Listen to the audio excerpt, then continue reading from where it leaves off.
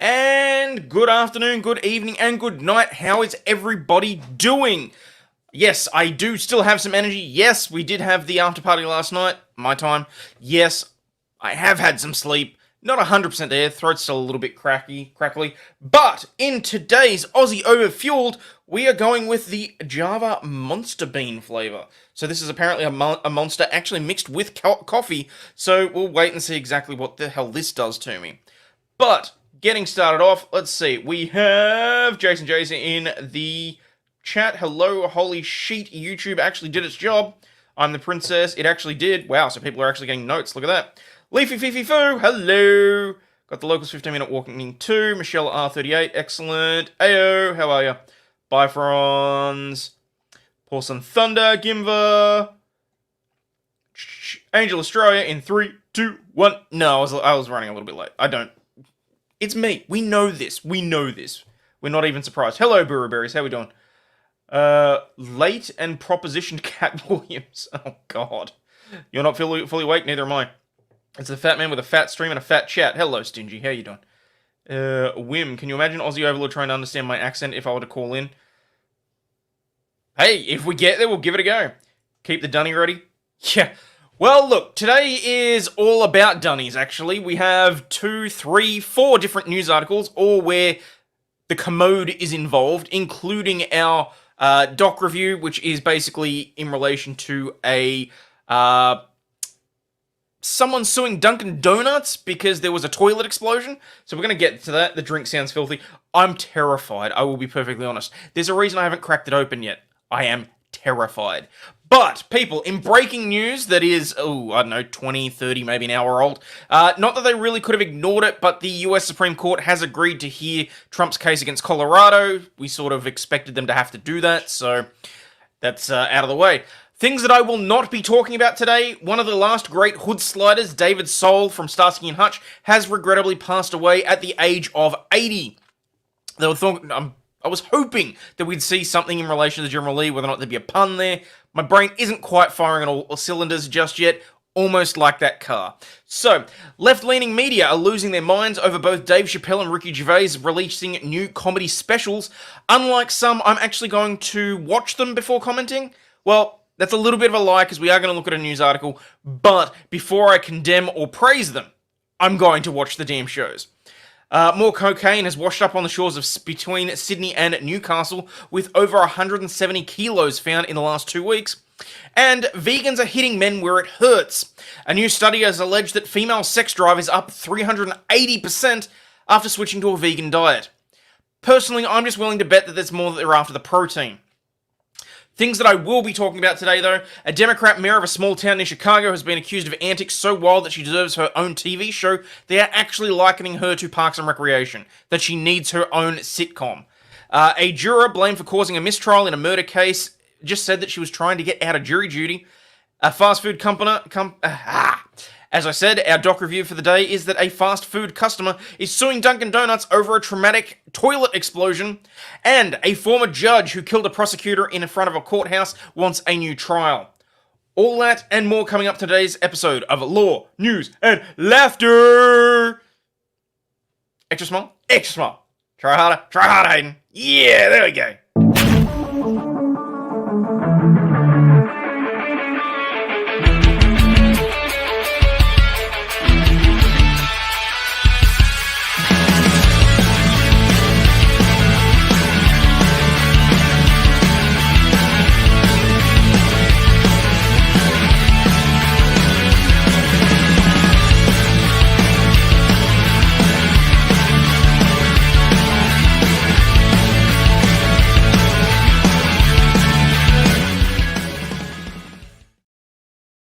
Okay, where are we? Bringing up the news and the chat. The General Lee was a Dodge Charger. Starsky and Hutch was the Ford Gran Torino Coupe.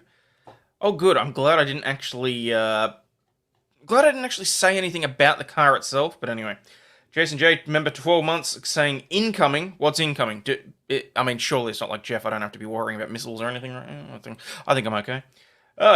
Jason J dropping 5 memberships. Cheers, buddy. Much appreciate that. That puts us halfway to dog cam. Starsky and Hutch was the red Ford Torino with the white photo Nike stripe on the side. General Lee was the orange Dodge Challenger with the racist symbol on the roof. Yes. Oh shit, I got them mixed up. That's why. Thank you. Appreciate it. Alright. Let's crack open this abomination. Now where's your t-shirt? They're coming. Don't worry. Don't you stress, people. Let's crack open this abomination that is the Monster Super Coffee. Oh, I'm gonna regret this. Oh, it doesn't even sound right opening it. It sounded like a piece of paper tearing. It wasn't even a proper can. What the flag, you people. Oh, it sort of looks like coffee, but it's not coffee because it's like... It looks like there's a little bit of milk in there, but there's not enough to... Oh. Friggin' spell check. Gotta find out how to turn that off. Yeah, we all do, honestly. Alright, here we go.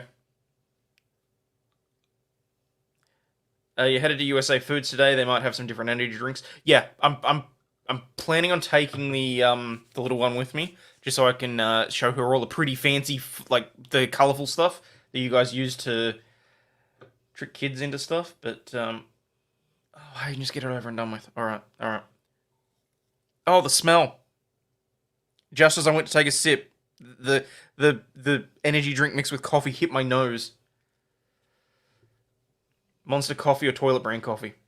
Coffee brain coffee! Sorry, Jeremy.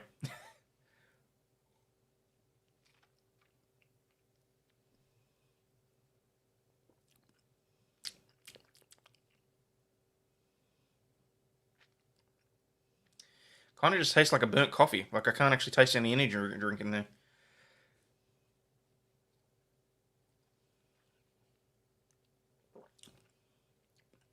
Okay, it's drinkable.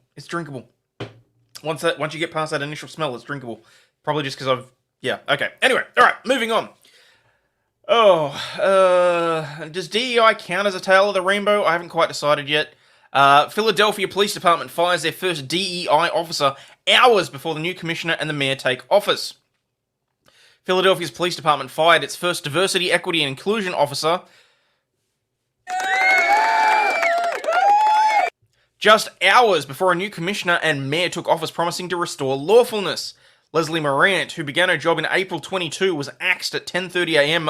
at a meeting on Tuesday in one of the final moves by then acting police commissioner John Stafford, the Philadelphia Inquirer reports. Stafford told Morant, 57, that his replacement as commissioner, Kevin Bethel, would be restructuring the department and no longer needed her services, a source familiar with the discussion told the Inquirer. It's unclear exactly what led to the firing of Morant, who earned a base salary of $170,000 a year. The department did not immediately respond to requests for more details on Thursday. However, the DEI position will remain open, and the department intends to launch a national search for her replacement. The fuck is the matter with people? Had the mocha-flavoured monster prefer them over regular monsters? Oh, well, there you go. Finally off, and the birthday weekend may begin now. Lovely. It's 2 beat cops? Yeah. Well, 2 beating cops, anyway. Oh, look. That's him, her there. I don't want to assume her I don't want to assume... I do not want to assume gender, given that they're a former DEI officer. Under the new leadership, restructuring and realignment of an organization is common, said police spokesperson Sergeant Eric Grip. We want to express our sincere gratitude to Ms. Morant for her dedicated work and professionalism during her time with the PPT. Morant, a former chief counsel at the Pennsylvania Human Rights Commission with no prior law enforcement experience, was hired under the former police commissioner Danielle Outlaw. Her ouster Tuesday came hours before Democrat Cheryl Parker became the city's first black mayor and signed an executive order declaring a public safety emergency. You will respect my authority! I want the world to know that I'm fully committed to ending this sense of lawlessness and bringing our city back under control and bringing order back to our city and a sense of lawfulness, she said. The city's been struggling with crime in recent months as it saw more than 500 murders in 2 years in a row. Homicide rates dropped 22% between 2022 and 2023, but violent crimes like robberies and aggravated assaults with guns remain above pre-bug levels. More than 1,400 people also died from drug overdoses in 2022, an increase of 11% over the previously recorded high the year before. Linda Drescher, hello. Don't need DEI people, period. Waste of money? Yeah. Is that a trans? I'm assuming it's gender. It's fired. Let's just get it correct. It's a sexually mutilated male officer. Jesus Christ. Her emergency order directs Bethel to work with the city department heads to develop a plan to hire more police officers, reduce violent crime, quash quality of life offences, and permanently shut down all pervasive open-air drug markets. We are going to expeditiously get every available resource in the neighbourhood struggling from scourges of crime and gun violence, drugs and addiction, she said in her speech. I call bullshit. Kim's got it right here. DEI equals paid racist. No, look, it's not just racism. It's... what do we say? Anti-white male? Because pretty much everyone else is considered in some form or way, shape or form as inclusive, shall we say. Washing the line, time to relax. Oh, washing on the line. Hello. If somebody tells you we think she lacks compassion because she wants to be too aggressive in cleaning up the open-air drug market, you tell them to think about whether or not they want their mother, father, sister, brother, or loved one on the open streets openly using intravenous drugs. Hope she paid off those college loans. Why? But I'm just going to forgive them anyway. We're going to make our city safe for the people who live here, who work here, and who come into our city from the survivors and from the country and across the world. Oh, well, there you go. That's another city that Texas can ship people to, so there's something. Parker, who had previously embraced the use of the stop and frisk and suggested bringing in the National Guard to clean up open-air drug markets, also said police officers will be deployed as guardians, not warriors, getting to know the people that they are sworn to protect and serve. I'm sorry, didn't the courts declare that there is no duty to protect and serve? FYI, if you have Paramount Plus, Salute Your Shorts is on it. Salute Your Shorts. Oh, okay. For a second I was like, what? Paramount Plus is promoting my shorts? Bethel also vowed to restore law and order with humanely and with dignity. Oh, this is going to end badly. We will pursue those who harm and traumatize our neighborhoods across the city. Tom Gillis, hello. The DEI officer, which is in most government agencies and private corporations, is a mechanism for discrimination. The job requires to pick people based on race, sex, color, instead of making sure that people are not discriminated against. Fuck it. Are not discriminated against based on race, sex, color, etc. It is similar to Democrats saying we have to eliminate Trump from the ballot to save democracy. No, that is destroying democracy if you want to call the nation a democracy when it's a republic. But that is another story for the mis and disinformation conversation. Wow, retired NYPD police officer. Philadelphia used to be so nice. There's a brunette on there I was obsessed with. Gorgeous. Okay.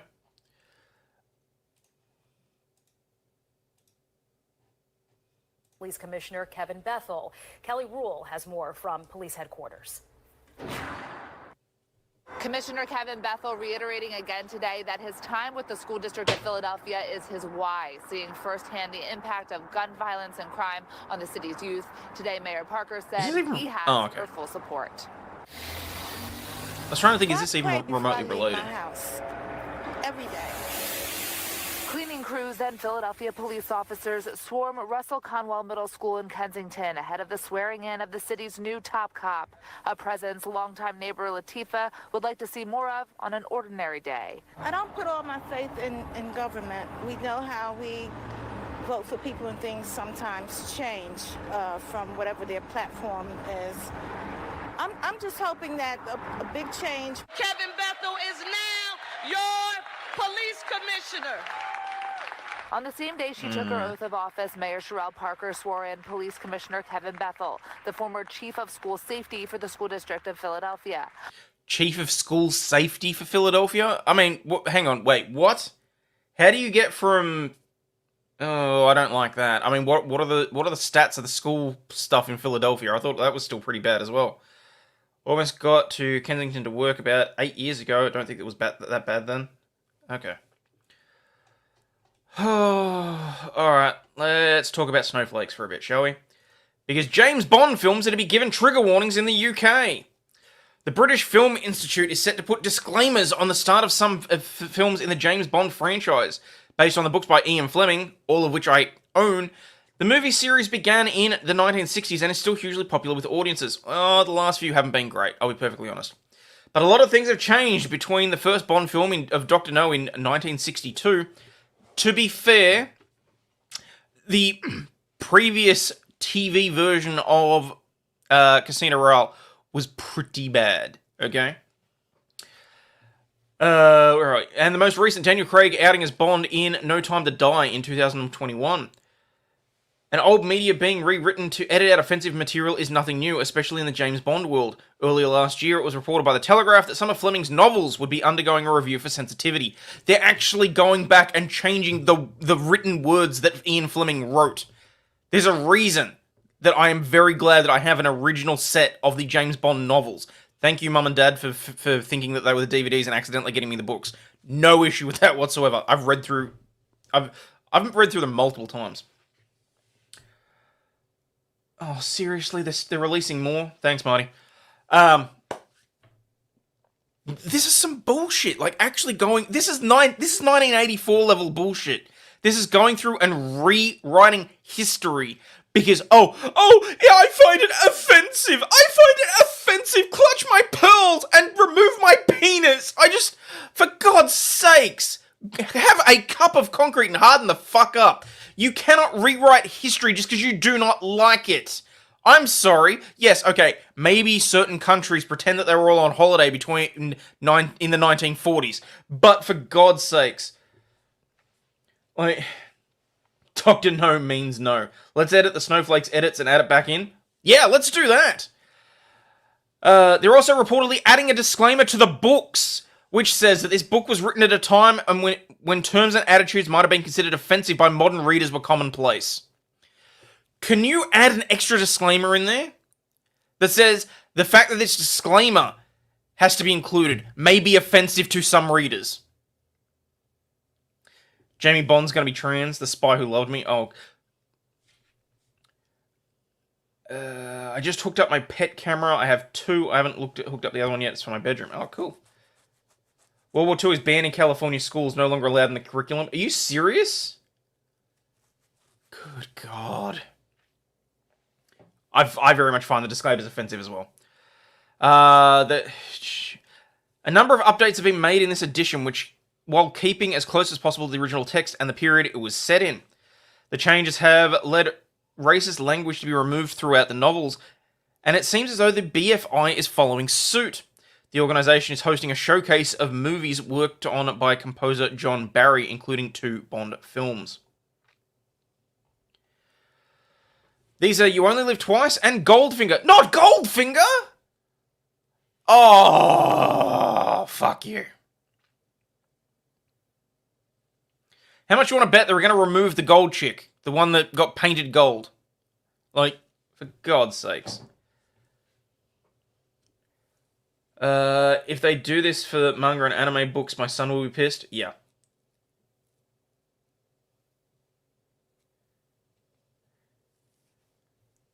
Octo LGBTJQ.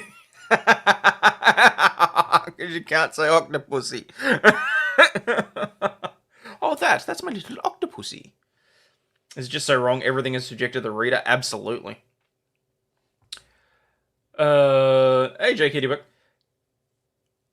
You only... Hang on. The titles... What did I get to? The BFI has chosen to add a disclaimer to the start of both films which warn viewers that they contain language, images, or other content that reflected by views prevalent at the time which may... but will cause offense today. No. Look at this. It's not may, they've said will cause offense. They are telling you that by watching this film, you must get offended. Content that reflect views that were prevalent at the time, but will cause offense today as they did then. The disclaimer adds, the titles are included here for historical and cultural or aesthetics reasons, and these views are in no way endorsed by BFI or its partners. You Only Live Twice also has a specific trigger referencing the section in which Sean Connery infamously tries to appear to be Japanese. The disclaimer warns that the film contains outdated racial stereotypes. Spokesperson for the BFI said to Metro, as a cultural charity with responsibility for the preservation of film and... I'm sorry, what now? As a cultural charity with the responsibility for the preservation of film and moving image. The preservation. And yet you were going in and editing it. We continuously face and deal with challenges presented by the history of the film and television programs and how they reflect the views prevalent of their time. See, here's the thing though. Some of those views are not just from their time. Just because the squeaky wheel gets the oil now in this day and age doesn't mean that there aren't a whole bunch of people that still hold these views. Whilst we have a responsibility to preserve films as close to their contemporaneous accuracy as possible, even when they contain language or depiction that we categorically reject, we have a responsibility in how we present those to our audiences. I'll get fucked.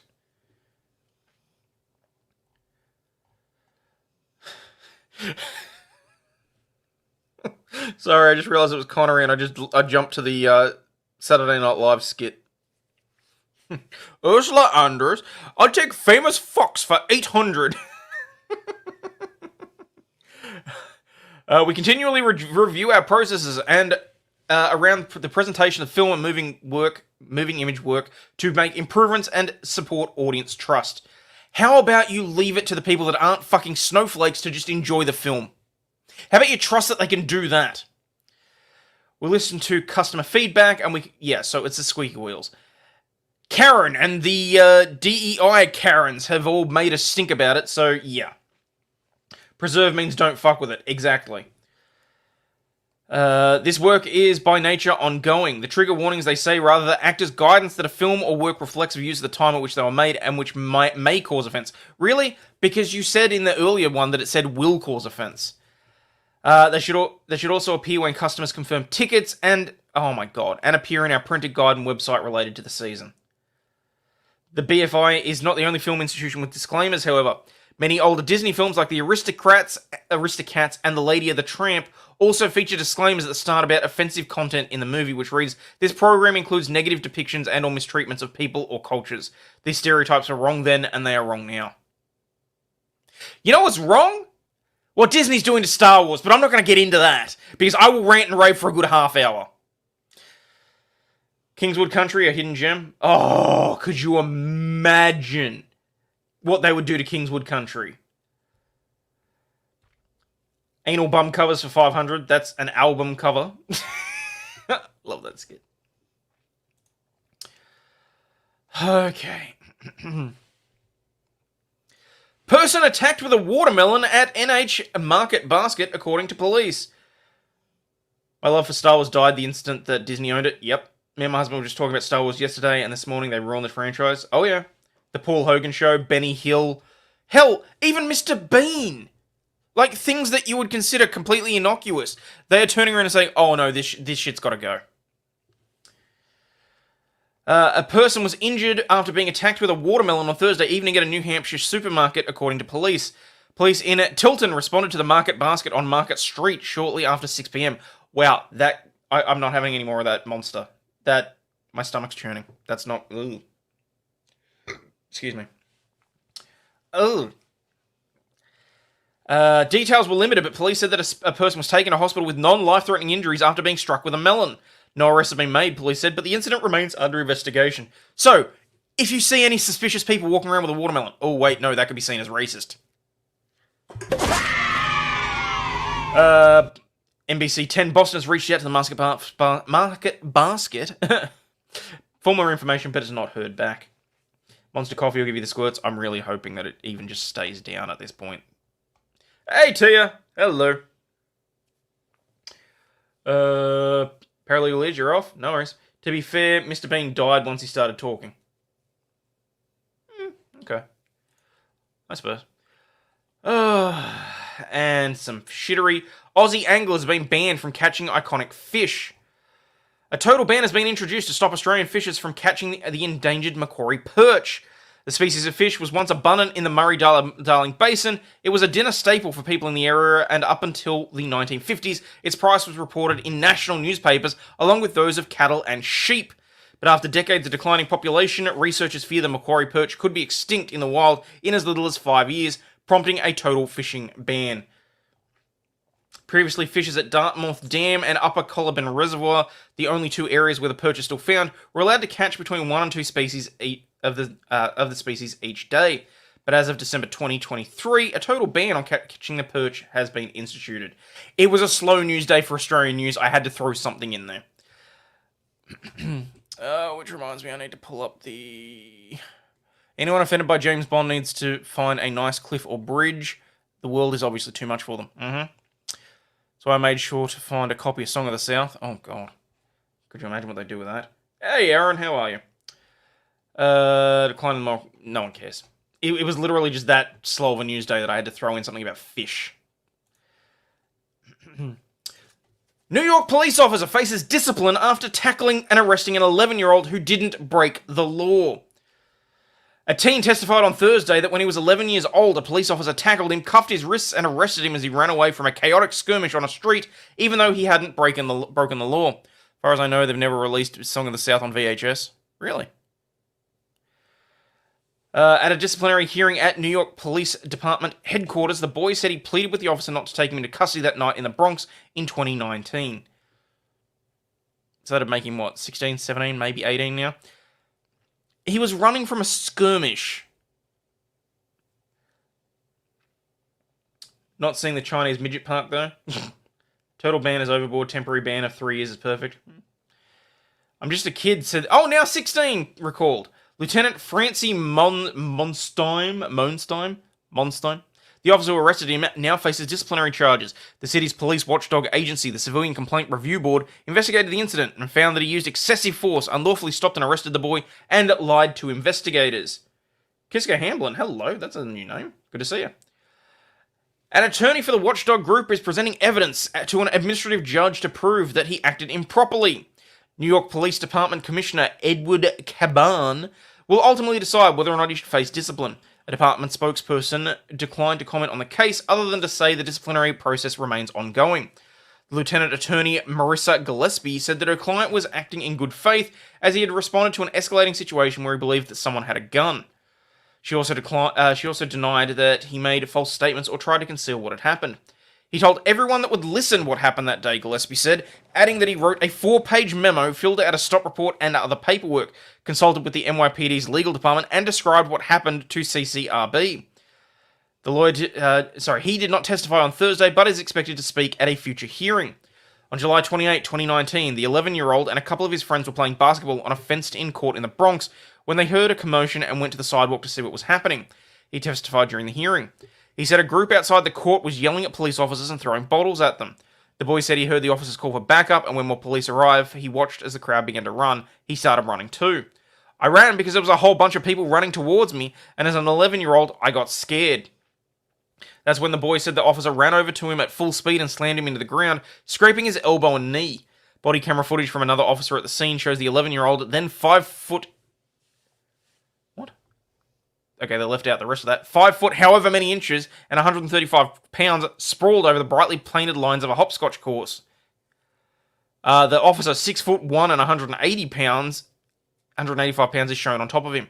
Gillespie said that a client was responding to a call for help from officers who said they had seen a man with a firearm. Okay, man, firearm. I can see how this might be an issue. What should I think when I hear skirmish? Because I'm imagining 50 plus people in a fist fight where you arrest anyone and sort it out later. That's sort of where I landed as well, Sovereign Bozeman, when they said skirmish. And from the sounds of it, if there's enough people fighting with police on the courthouse steps, I mean, what date was this? What did they say? Hang on, now I'm curious. Bronx Courthouse. Calendar.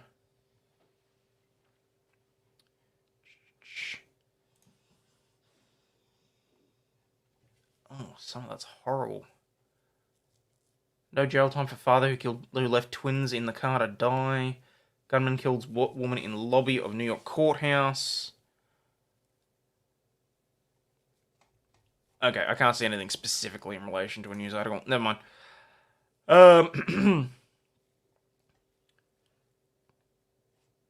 Gillespie said her client was responding to a call from other officers who had seen a man with a firearm.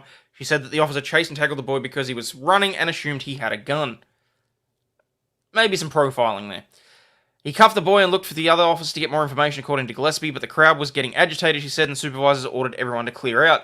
Another officer drove the boy to the precinct, where he was handcuffed to a bench and questioned about what happened.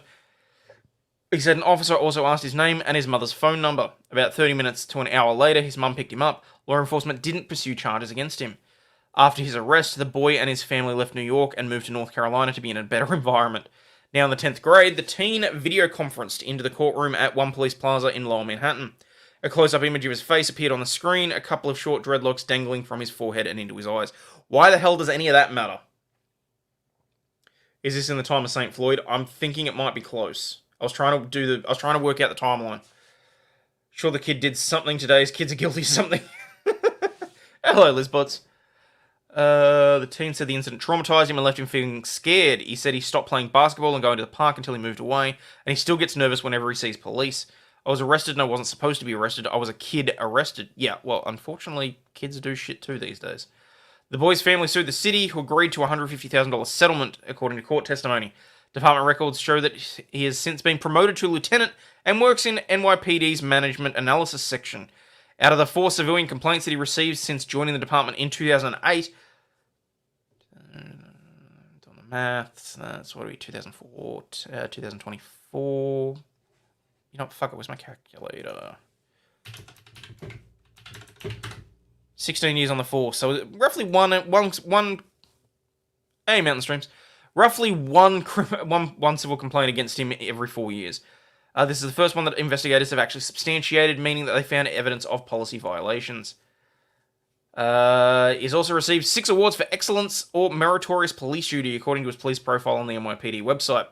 He's currently pursuing a law degree at Fordham University Law School, where he recently published a law review article criticizing the CCRB for publishing unsubstantiated complaints against NYPD officers. His article argued the watchdog agency's database of complaints may be contributing to an exodus of officers from the department and could taint police who had not actually violated policy. See, this one's interesting, because depending on the size of the skirmish, I can understand the police officer's actions. I mean, 5 foot, they don't... See, the fact that they've left out exactly how tall the kid was at age 11...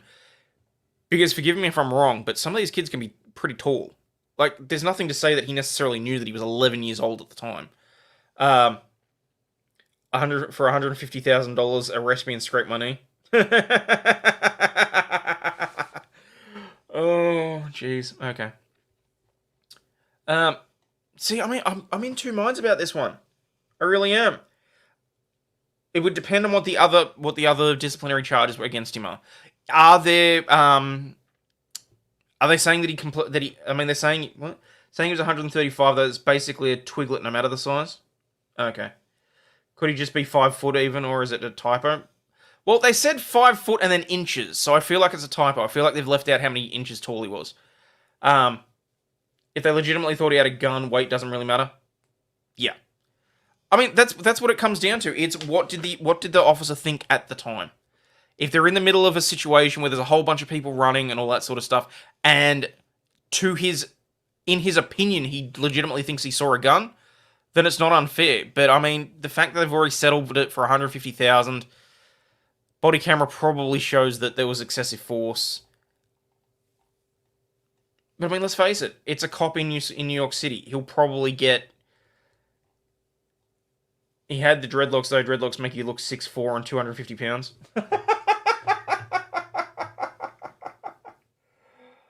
Oh, that's terrible. Funny, but terrible. Alright, moving on. Where are we? Oh, I don't want to talk about Disney. Firefighter arrested for trying to fight fires in a different district. Get this. A firefighter that works in a specific district in Tennessee has been arrested for getting involved in trying to put out a fire in another district. Jacob Welbom had to be physically removed from a house fire more than 30 miles beyond his assigned district, authorities allege. A Nashville firefighter has been arrested for responding to a house fire that was raging beyond the border of his assigned district, authorities in Tennessee allege. Jacob Waldman, 31, was in Murfreesboro on the evening of December 18, 2023, when he made his way to a burning home. Firefighters from Rutherford County were already on the scene attacking the blaze when Waldman approached them. Despite his willingness to help, he was told by fire officials to step aside and move away from the fire. I'm not going to say conflagration. There's just no point. What was the off-duty drunk cop thinking when he slammed into a semi 3 weeks ago? No clue. What was the last thing that went through his head? Probably the truck. How dare he help in the wrong county? Yeah. According to local news outlet WKRN, an arrest affidavit alleges that he didn't listen and instead unlawfully took the protective gear and breathing apparatus off of a truck. Police allege that he then entered the home and began shouting orders at Rutherford County firefighters. Oh, okay. This is not sounding as good as it was when I first read the... Okay. He had to be physically removed from the scene. No one was home when the fire broke out just after 6 p.m. He was charged with 5 counts of reckless endangerment and 1 count of disorderly conduct. His bond was set at $10,500, and he has not yet entered a plea to those 6 charges. He's still working for the Nashville Fire Department, but has been placed on alternative duty, meaning he won't respond to calls or have interactions with the public.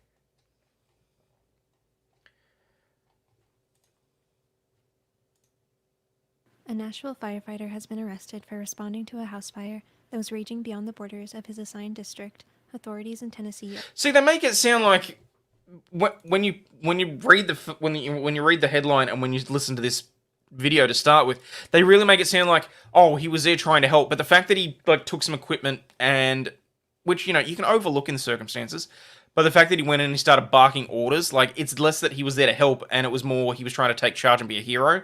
That's a little bit, bet he started the fire. I don't know. Milwaukee cop was 3 times over the legal limit and an innocent semi-driver will be charged. Oh, Jesus. Alleged. Jacob Welbaum, 31, was in Murfreesboro on the evening of December 18, 2023, when he made his way to a burning home.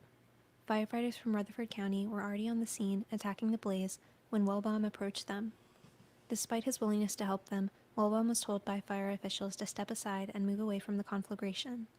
According to local news outlet WKRN.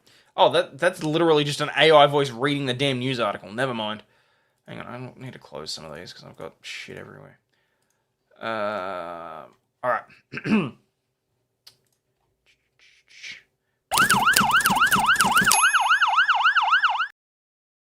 Former judge who killed a prosecutor in front of the courthouse now wants a new trial, according to a report. A former Texas judge serving time on death row for gunning down a prosecutor in front of a courthouse and also slaying a district attorney and his wife months later is seeking a new capital punishment trial. Nearly a decade after one-time Kaufman County Justice of the Peace Eric Williams...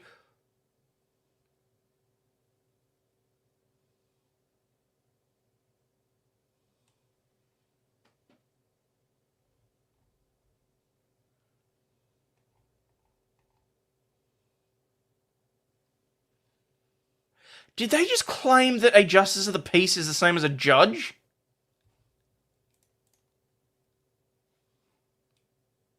Okay.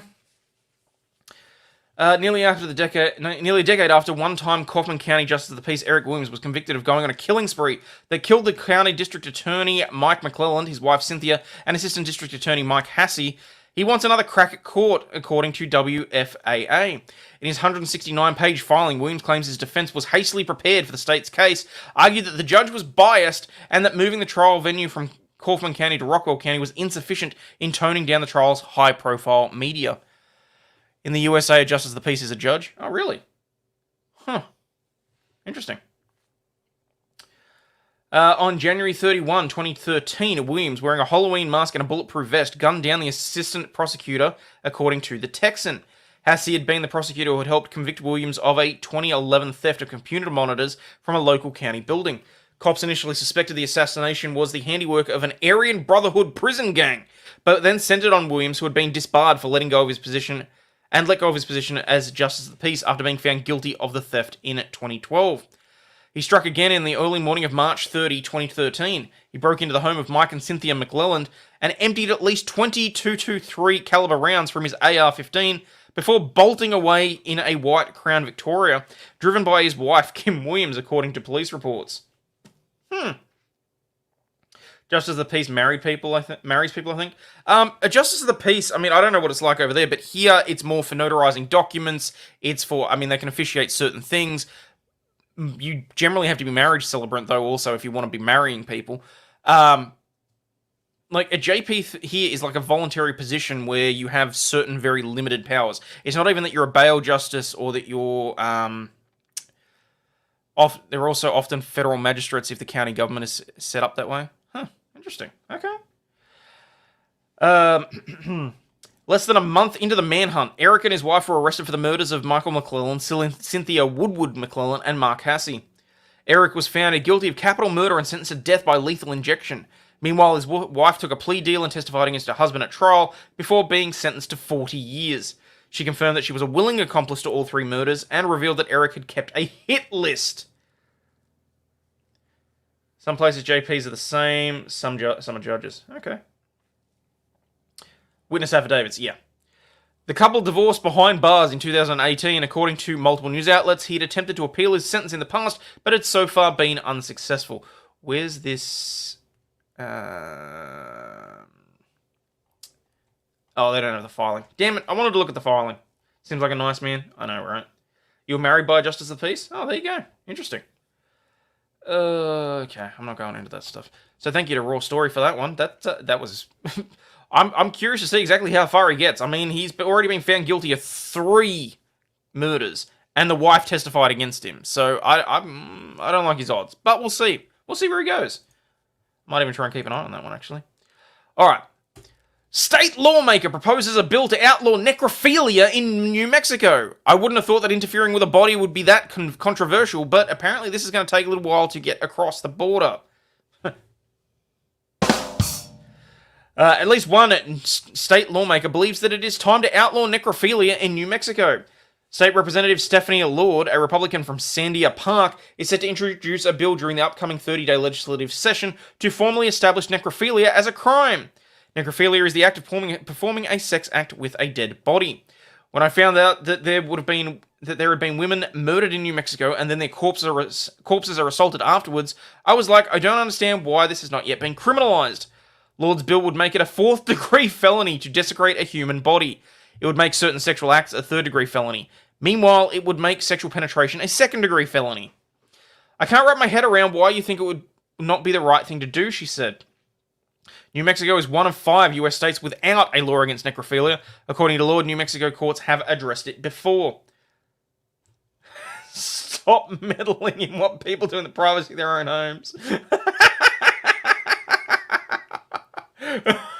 That's terrible. In 2021, the state Supreme Court ruled legal protections against rape only applied to people who died. What? Legal protections against rape apply to people... apply to people who died, not only. That ruling came after authorities arrested Lorenzo Martinez for murdering and then raping a Clovis woman back in 2017. That ruling encouraged state lawmakers to address the issue. It has happened, and it does happen, even if it is just one person. If it is your family member, you would want it stopped. Lord says there is not much data showing how common necrophilia is in New Mexico. Authorities currently do not track it as a crime.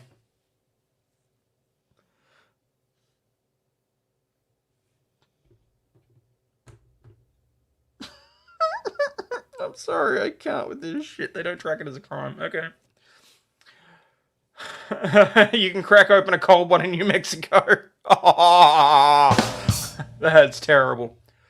While it's not prolific, it doesn't matter. Even if it's one, that's all that matters, she said. Representative Lord's proposal is drawing parallels to a bill during the previous legislative session to outlaw bestiality in Mexico. At the time, New Mexico was one of 2 states without a law against bestiality. Last year, the state, House, and Senate unanimously approved the bestiality bill before Governor Michelle Lujan Grisham signed it into law. Lord's hoping to see her bill see a similar outcome. To me, it's just the something. It just is something that should be like the bestiality bill that just flew through all the committees and the floor. This should be the exact same thing. It should fly through the committees and the floor, she said. It's difficult to predict if lawmakers will give Representative Lord's proposal a hearing during the upcoming session. The governor's priorities largely dictate the session, which starts on January 16. It's a serious issue. Victims of necrophilia almost never go to the police. That's terrible. Goodbye, donkey show. Did they do donkey shows in New Mexico? I thought they only did them in actual Mexico. All right. This is the chick that I headlined in the opening that we need to talk about. Might be guilty of that. The way my wife reacts in the sack, she's cold and lifeless. All right. Democrat mayor accused of antics so wild that she deserves her own TV show. Real life Parks and Rec situation. A mayor of a small, unassuming town on the outskirts of Chicago, where the median income is $24,000 per year, has been living the life of a royal as she is being deemed by critics to exhibit antics that are both corrupt, meaning that they consider it an overuse of her power, and hilarious to the point where she belongs on a comedy show like Parks and Recreation. The governor of New Mexico won't be happy until it's the same as old Mexico in every way. Tiffany Henyard, a progressive Democrat, was elected to mayor of Dalton, Illinois in April of 2021. She was also the supervisor of the Thornton Township. For those positions, she brings home more than the state governor's average of nearly $300,000. She calls herself a super mayor and frequently posts messages that suggest that God chose her. But, Your Honor, I didn't know she was dead. I thought she was British. That's bad.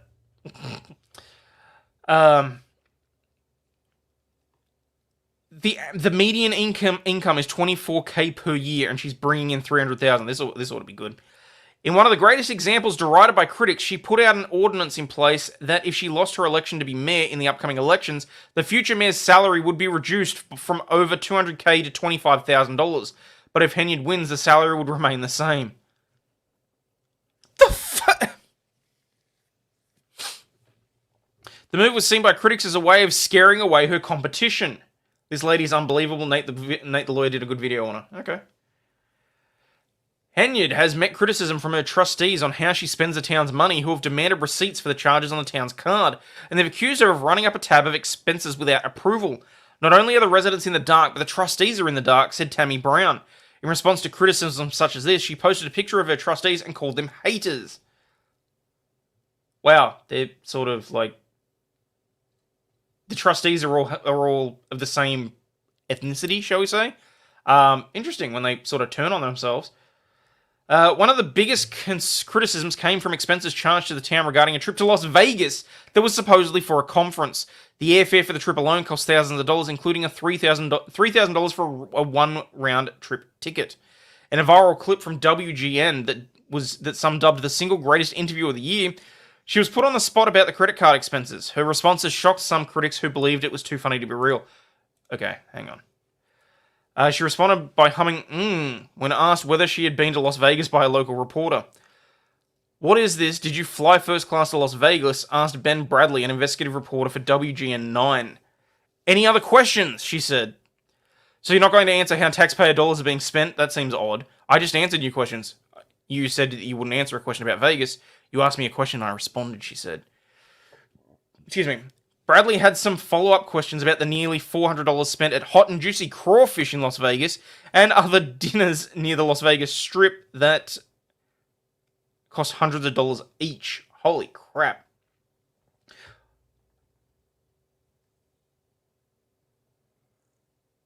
Wait, what?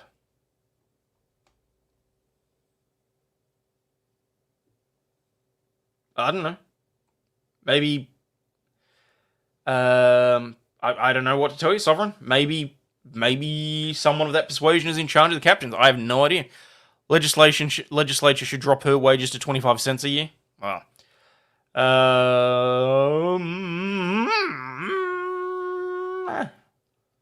Bradley had some follow-up questions. To date, the mayor has produced 2 music videos that feature city workers, such as police dancing or boosting her image by being in the background as she lip-syncs to songs. The small-town mayor's Instagram reflects that she frequently uses professional stylists to help with her wardrobe before making public appearances at community events or town meetings with her trustees. Dalton has a little bit more than 20,000 residents in the town. She also has a makeup artist and hairdresser whom she uses before public appearances, and photo shoots that are used for county billboards.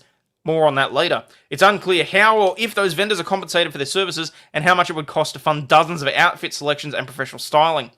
When Fox News asked how the services were paid for, she did not immediately respond. Well, I mean, if she's not going to respond, I'm going to play the video, don't worry. She played Bitch Better Have My Money at a council meeting. Are you serious? If she's not going to respond to the local news, she ain't going to respond to Fox. Are you kidding me?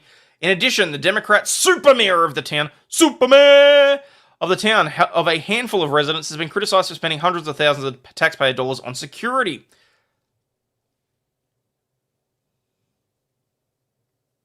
Bitch, just get your sugar daddy to do it. Are you serious right now? Entitled Laquifa. Henyard can be seen arriving at town events for seniors or for a Christmas celebration like a celebrity as police officers and security take her hand and escort her out of the backseat of a black SUV. This chick thinks she was married to Obama. Just saying. Fox 32 reported that one of the reporters tried to ask the mayor how she spends the taxpayers' dollars, and she was removed by security. Dane Placo asked Henyard a few months ago about her use of tax dollars. She was quickly hustled out of the room by armed security, said the outlet, who use of security mystified some of the trustees who couldn't fathom why it was necessary. SUV of colour, oh, bite me. Why would you need the security detail, said trustee Tammy Brown. A year after her election, she faced a recall effort in which a majority of voters wanted to cast her out. The recall effort failed when the court invalidated the results. One of the reasons the recall effort was initiated was because Henyard hired a convicted sex offender as a code enforcement officer, a job in which he goes into Dalton homes and businesses to inspect them and make sure they're up to code. Is anybody going to be surprised if that was her cousin or something? Oh my god, don't they supposed to do background checks before they allow these people into these kinds of positions, a resident said. In response to the failed recall effort, she showed up at the next board meeting blasting a disco song and began dancing on the podium. How y'all doing, she said, blaring into the microphone during the October 3, 2022 meeting. Ain't no stopping us now, she sang. We on the move, ain't no stopping us now. It's one example of the many antics that she did that raised eyebrows. Jack Mack from Barstool Sports says he believes that Henyard was the funniest, most corrupt politician in the United States. Funniest, maybe, most corrupt. Not going to say it. For antics he believed was an overuse of power. He also said that he believed that Henyard was a real-life comedy skit and a real-life Parks and Rec situation going on in the town. In addition, Fox 32 found that taxpayers were responsible for billboard images of Henyard with language included that broadcast city services. One says fresh produce, another says senior services, another simply says we offer general assistance. There's a phone number, but you wouldn't know that unless you read the tiny letters. So it's purely to get her face up on billboards. She could not have been married to Obama, that takes balls. That's really bad, but funny. She's just learning politics from Obama. Mixing animal prints, lock her up. Kind of ironic to say Park and Recs when P&R is mostly about a shit department being downsized for most of the show. At some point I've actually got to watch my whole way through that. The Thornton Township paid more than $10,000 for vinyl signs themselves and more than $12,000 to Clear Channel Outdoor Advertising for 1 month's rental of billboards. $22,000 to have her face plastered on a whole bunch of billboards. The signs were accused of using taxpayer dollars for self-promotion. An Illinois election attorney with 50 years of experience, Bert Oldenson, told Fox 32, when I first looked at it, I thought, what's she running for now? Because that's what it shouts out. This is a blatant attempt to promote herself politically. The township should not have to pay for these if they did, and I'm sure they did. Well, first of all, I didn't know anything about them, said the trustee Chris Gonzalez. Henyard would not immediately respond to comment. Okay, I'm not going to read the comments because that's going to be too funny and going to take forever. Where's this video, though? Do they have video?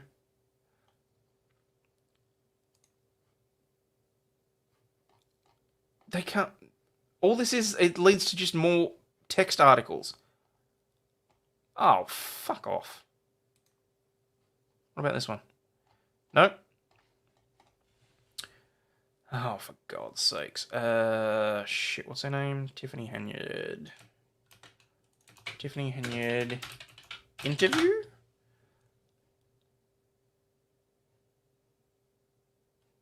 No, that's TikTok. I don't really want to do that. Alright, let's have a look at this. Oh, that's Fox 32. That'll do. Alright.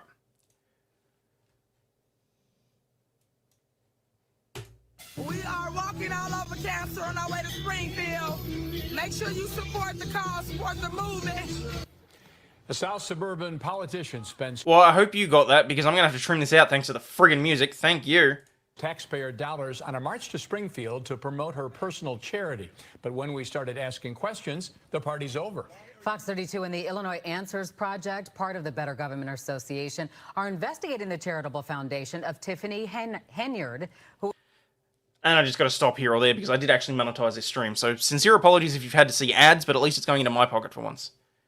was on 2 public payrolls as Dalton mayor and Thornship Township supervisor. What we found... How is that even allowed? I mean, she's mayor of Dalton and what? She's in charge of another town? Like, is it just like a small offshoot or something? Or, like, I don't get that necessarily. Every high school had one of these bitches. How this one avoided being a stripper is the real question. It's a good point, Jonathan. And is raising serious questions about the use of taxpayers' dollars, employees, and equipment. Fox 32's Dane Placco investigates where all that money is going. Straight into her thong. Nobody knows something. Don't nobody know nothing. Tiffany What the fuck is that? Is she trying to pull a Paris Hilton? What is that dog? Henyard certainly isn't shy about attracting attention. Here she is starting a Dalton Village board meeting dressed like... It's a fucking stuffed dog. She's standing there with a fucking stuffed dog during a meeting. like the Wesley Snipes character in the movie New Jack City. Later punctuating her political points with the help of her own DJ. Every single resident. Pay me what you owe me. Every single resident, pay me what you owe me. Bitch, they don't owe you shit. You're there because they voted you in. Holy... Thank you, DJ.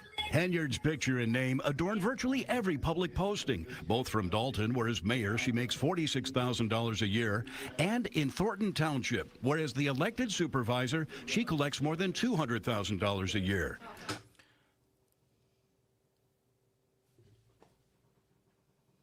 I'm sorry, what? Why is being a supervisor of a township so important? Like, is it that she has all this, like, responsibility and power rolled into one? I don't understand it. But for all that money, Henyard's tenure at both has been chaotic, with firings, scandals, and a legal battle with the Dalton trustees over spending. So last fall, Henyard did something that would seemingly generate some good publicity, helping establish the Tiffany Henyard Cares Foundation to help breast cancer patients. And on the very day the charity was chartered, it received a huge donation, $10,000. How much you want to bet that $10,000 has come directly out of the taxpayer funds? Wonder how long before the FBI shows up. I mean, she's been there for a few years now. I mean, if the or you mean they're going to come knocking on my door? I don't know. From the Thornton Township Board, which Henyard presides over. Taxpayer money shouldn't be paid into those types of things. Called it. Wiedemann is the former Thornton Township Chief of Staff, whom Henyard fired shortly after taking over in March of last year. It almost It's going to be one of those things where she's found dead. No one in the whole town has anything to say about it. felt like a takeover. And girl, what have you done to your hair? Like, I get that you're trying to keep look. I get that you're trying to look like you're younger than, say, 38, 35, but a very aggressive one at that. Since her firing, Wiedemann has been notice the stripper nails on the township mare. spending and says she's stunned by the taxpayer dollars funneled into Henyard's charity, especially this. We got 10 days. We're going 196 miles. Last October, Henyard led a delegation of Dalton and Thornton Township employees and political supporters on a march to Springfield to promote her breast cancer charity, which She did what now? She took a whole bunch of government employees, put a whole bunch of government money into promoting her own charity. That doesn't sound familiar at all, does it? She's 45 at least. This is Chicago FBI. They're still looking for Smollett MAGA attackers. Oh, no, you're not. That's not getting a rim shot. He documented on her Facebook page. We're walking through Dalton. Hi, we're in Brightwood now. What's that? It's a miracle she hasn't tried squirting on some cops. Oh, God, sang learned. Come on, behave.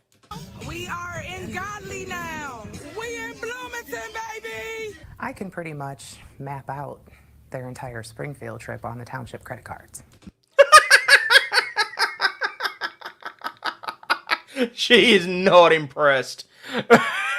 That's right. Henyard billed thousands of dollars in hotel rooms and meals during the trip to Thornton Township and Dalton credit card.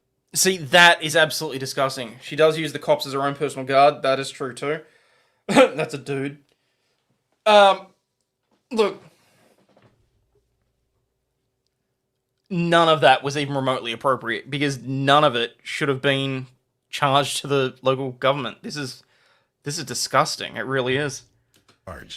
In addition, the videos show Henyard used multiple village and township vehicles owned by taxpayers to escort the caravan, including a flatbed trailer with a photographer, flying a drone, and a DJ. We got our mayor right here coming from Dalton, Illinois, walking all the way to Springfield. Y'all make some noise for our mayor, the people's mayor. But they didn't always walk.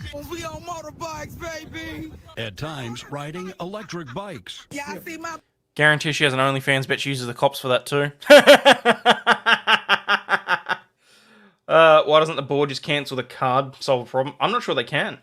Can you imagine a threesome with those two women? No, nor do I want to. Springfield is not close to Thornton Township. No, they said like 196 miles or something. 4 hours by drive, that's a lot of money spent on that trail. Yeah. I deserve this, her entitled ass. It looks like a misspending of tax funds. Looks like? It looks like a misspending of tax funds? Dude, come on. I think that's the biggest concern. Dalton trustee Jason House has been doing battle. She changed the locks on the board's office so they couldn't get back in. Disturbing to hear these things or to kind of see some of the receipts that appear to be connected to it. And I think the taxpayers really deserve better than that. And then there's the merch. One of the t-shirts. Along the way, Okay, how much of taxpayer money went on to producing that merch? Speaking of which, AussieOverlaw'd.merch.com. Henyard sold and gave away t-shirts and hoodies, also available on her charity's website. A week before the trip, the township paid $17,000. $17,000 on the merch? Holy shitballs! The fuck did they... 270 white t-shirts at $12 a shirt. 200 design 2, design 1 white hoodie, design 2 hoodies. 270 a pop, so everyone got 2 t-shirts and 2 hoodies. Aussie Overlaw'd merch, paid for by the Australian government. No, not so much. Printed hoodies and t-shirts, but won't say what they're for. I think that everything she has initiated has been something to promote her, something to get her name in household, something to get people to buy into voting for her. Our investigation found at least $11,000 in public funds spent on that trip. You expect you to be Dalton excellent. And Thornton Township Doing my job then. were unresponsive to open records requests. So what was the purpose of the 10-day march to Springfield? I have created a bill, which we're going to speak before the Revenue Committee, to give everybody $5,000 on their income tax when they file, if you are suffering from cancer. A noble goal, except the Revenue Committee wasn't meeting when the group arrived in Springfield.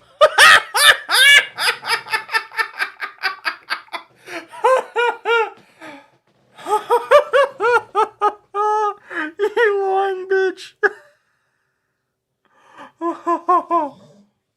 Oh, I'm sorry. I didn't mean to wake you.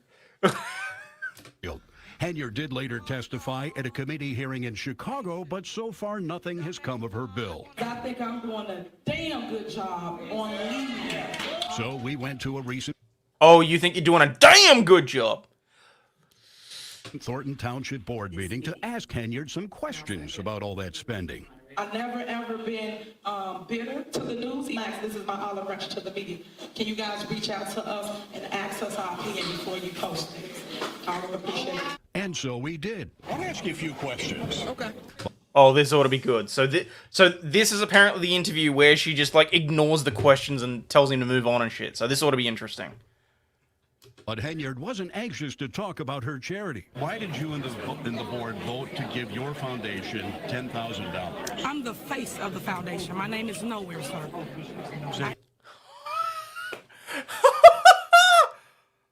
It just clicked. She's trying to be the next Obama. What were they suffering for that they needed 5K? Race card played? A little bit, yeah. She literally just said, I'm the face of the foundation. My name is nowhere on it. Hang on. Hang on. Where the fuck was that website? So what are we? We're 5 minutes 27, and I need to pull this up. I'm sorry. Your name is nowhere on it? I'm pretty sure it's right fucking there. Tiffany A. Henyard Cares Foundation. You want to try and pull the other leg there? Foundation has her face, minor difference, but it's an important one. It's not even a difference, though, because she's lying through her fucking teeth. It's literally the Tiffany A. Henyard Cares Foundation. Her name is all over it. Absolutely stupid. Cannot even regard that as a legitimate thought. Nope. There's dumb scammers, and then there's her, for fuck's sake. Jonna's like, care for her pocketbook? Yeah. Alright, where was it? 527. I'm the face. You're the face. What was the purpose of going to Springfield? Hey, you guys. Hey, she doesn't have any more comments, guys. We're going to talk. She doesn't have any more comments. Thanks, guys. That's... Ooh, we're gonna talk. We're gonna talk. It's just a coincidence. Damn it, Ozzy, you read my lame joke wrong. Did I? I don't think I read your joke at all, did I? She has foundation on her face. Minor difference, but an important one. Oh, gotcha. Keith Freeman, whom Henyard hired at both Dalton and Thornton Township and was part of her Springfield walk. Look at Keith, baby! Freeman also filed paperwork for the charity bearing Henyard's name. Why are you using public money for your personal charity? $17,000 for insurance. And doesn't want the with respect that, of being an her OnlyFans security model, so detail she's a hustled politician. Henyard upstairs and blocked the staircase with We're a done table. talking.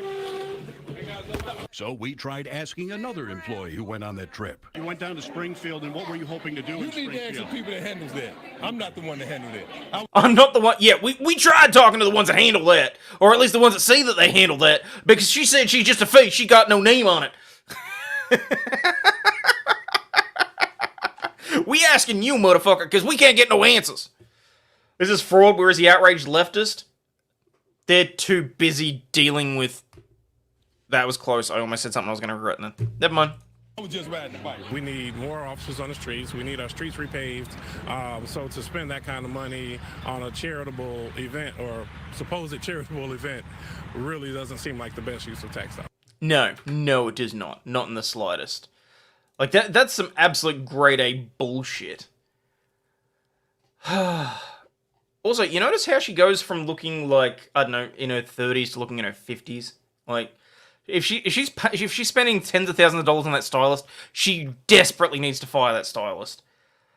Man, these people look around and are so trustworthy, not at all attempting to absolve themselves of responsibility. Yeah. Pretty much, is what it boils down to. Like, Jesus Christ. And that's what I can't, and I still can't wrap my head.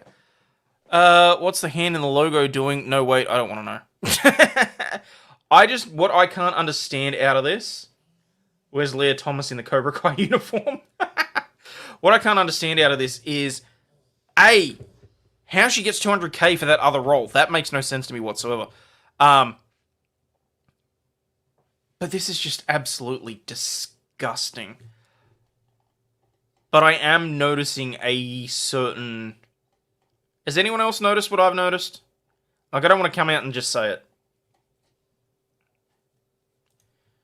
What was the video? Procedure here. Okay, so You asking us to pay something that you're going to pay anyway.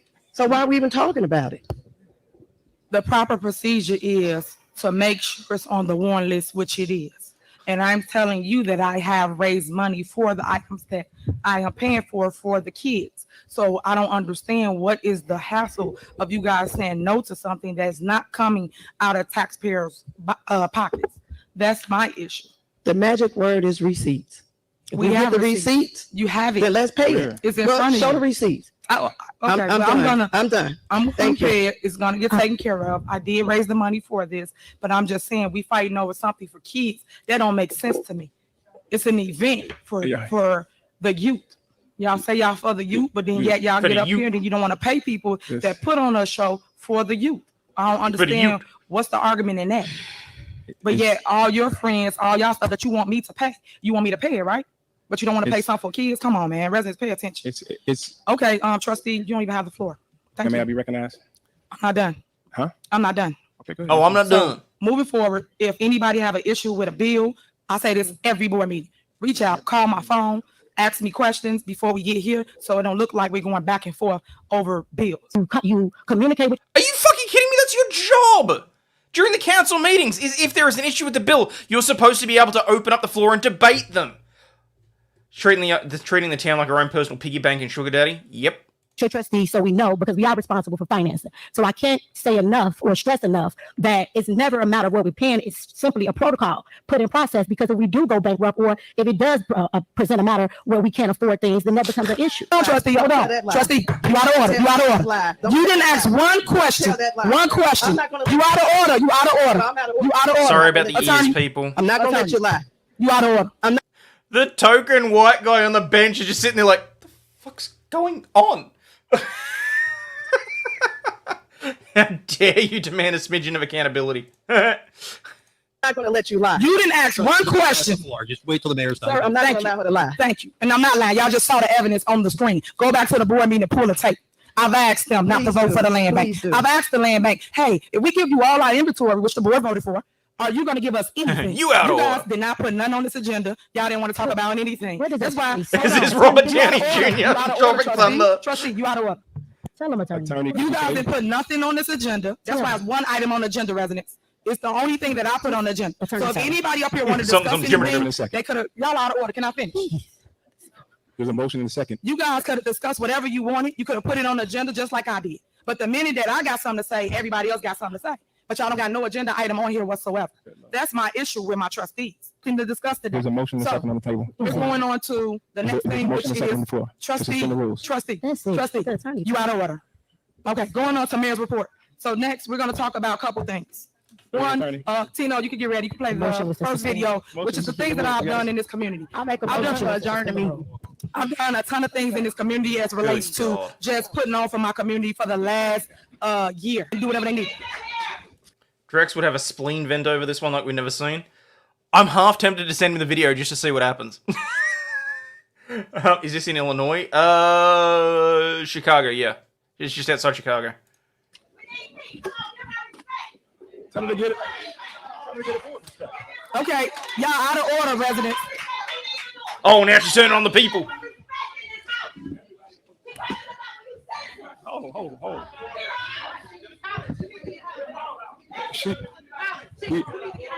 You got it. We made a motion in a second. Okay, if we can have order for 1 second. We got a motion in a second on the floor. It is, exactly. It's a motion in a second to suspend the rules. Is he going to talk? Are we going to let him talk before we walk out? Trustee Butcher, wait, let's see if he's going to talk before we see. What the fuck is this? This is definitely a dictatorship. So, yeah, go ahead. There was a proper motion and there was a second. Yes. Hear the motion, I believe it was to suspend the rules. Yes. Okay. There needs to be a roll call. Okay, we'll suspend the rules to do what? I'm not certain. What are we doing? We'll suspend the rules to do what? I just need to know. To do what? One trustee wants to fill out her statement that she didn't finish. To make a statement. Really? Hey. Really? Y'all the white dude looks like he knows that this is all going to burn to the ground, but he'll make a huge amount of money cleaning up the mess. I just love it. There's nothing to talk about. He's left. There's a police officer standing behind her. her. Let the residents speak, and then we go home. There's nothing else to talk about. The residents really spoke this last election too. Okay, well, let them speak at this podium. Holy shit! Yeah, white guy's out. Jesus, like that was really something else. It really was. First time listening in, maybe they take the first quarter tax receipts and buy lottery tickets. Hey, they might. Well, would you $7.59? Hello, first time listening in. No worries. Welcome to the shit show, guys. If there is anyone new that's just sort of jumping in, people in chat, you want to give them the spiel of what we do here? It's literally a bastion of funny ass news that doesn't include, you know, the major topics. We don't talk, for the most part, we don't talk about Trump, Biden, Gaza, Israel, any of the... I'm here to entertain, basically, and we have laughter. We laugh at people doing stupid shit, basically. So, she doesn't know the rules of public meetings. This chick is ignorant. Corruption aside, she's so unprofessional, sounds like a bratty teenager. Yes, very much so. Alright, where are we? Moving my ass on. Tetris! This kid is amazing. I saw this yesterday.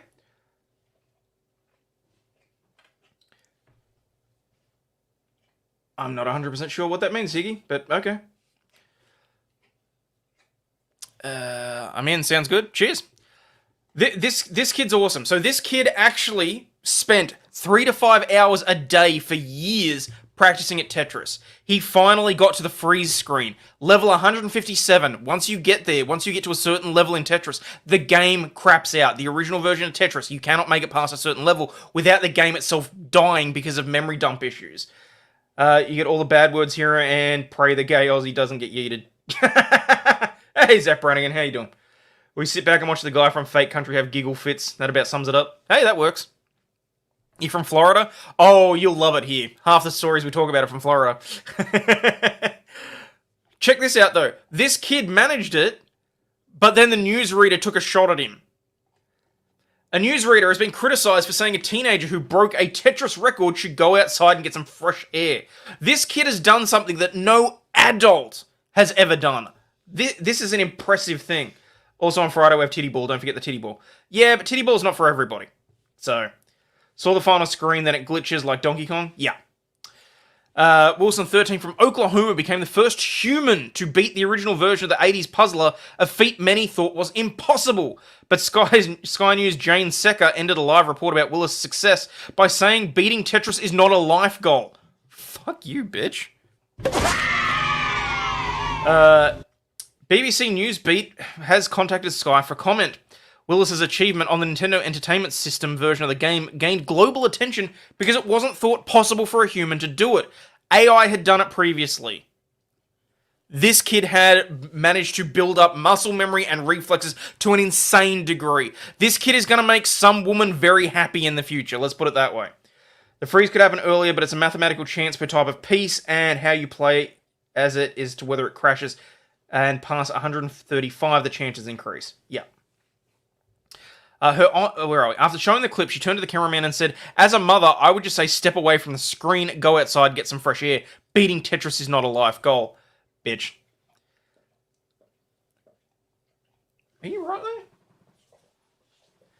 there? Nicholas, also known as Nico Hart on Twitch, is an online streamer and content creator whose recent challenges... He's a content creator, and this will have skyrocketed him into fame and fortune, okay? She's pissy that this kid's going to want to make more money than she ever does. His future spouse would lose her clit to friction. Taking on seemingly impossible challenges is a hugely popular part of gaming.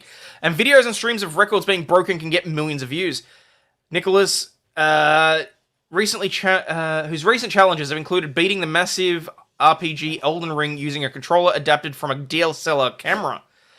He told Newsbeat that he thinks part of the problem was lack of knowledge on the presenter's part. I know sometimes they're just looking at a prompt and they're reading what it says. And then they've got to try and formulate their own opinion in that moment. Sometimes it can come across as crass or outdated. No shit, you think? He said he wanted presenters to take more time to understand why these record-breaking moments can mean so much. Exactly. This is why I'm learning. Don't necessarily comment until reading the whole way through a goddamn article, because I fuck up so often. Kid becomes faster than the computer, news moron, that's not a skill. Exactly. That's what I'm saying. If this kid can translate that into other things, holy hell. So Karen wants him to touch grass, basically. Well, fame anyway. Angel is watching on X. Hello. Just did something people thought was impossible. Touch grass, nerd. Is basically what happened. Yeah. Each game always has a community that strives towards achieving greatness. A person doing a challenge of this sort has dedicated not just time, but mental and physical energy. It's basically rocked the whole world of gaming, and for someone of such a young age to be able to achieve that, something that nobody has been able to, it's an incredible feat. Yuki, which represents UK gaming industry, said it was time the sector, which employs thousands of people in the UK, should get some more respect. Co-CEO Dan Wood told Newsbeat, "It's high time we throw out the outdated perceptions of video games and recognise that our thriving gaming industry is not only an economic powerhouse, but is also a key cultural export for the UK. Not only can video games be a force for good, from helping people to relax to building communities, they are even helping people to develop skills such as problem solving and critical thinking. There is a reason that I have given my little girl Mario Kart, because I noticed that she was having some issues with hand-eye coordination. In as little as a week, I've seen a difference in how she is improving in that game and how she's improving in how she does certain other tasks. Okay? You can try and tell me that video games are bad. I'm going to ignore you till Sunday. Because, what's that? Medical only, but you're giving money to the Chinese. Okay. His neurons are probably super developed. Yes. So does the Russian guy who made Tetris have to buy the kid dinner? We can only hope. I would hope that this kid gets some significant recognition. Because the fact that he managed this, like... Look at his reaction. Look how fucking fast this isn't sped up. This is how fast the game is going by this level. Look how fast this is going. And his reaction speed on this.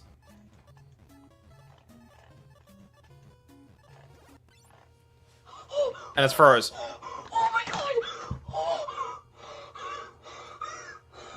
He is excited because he understands and realizes exactly what he's just done. Yes! Look at the scores! Oh my god! Oh my god!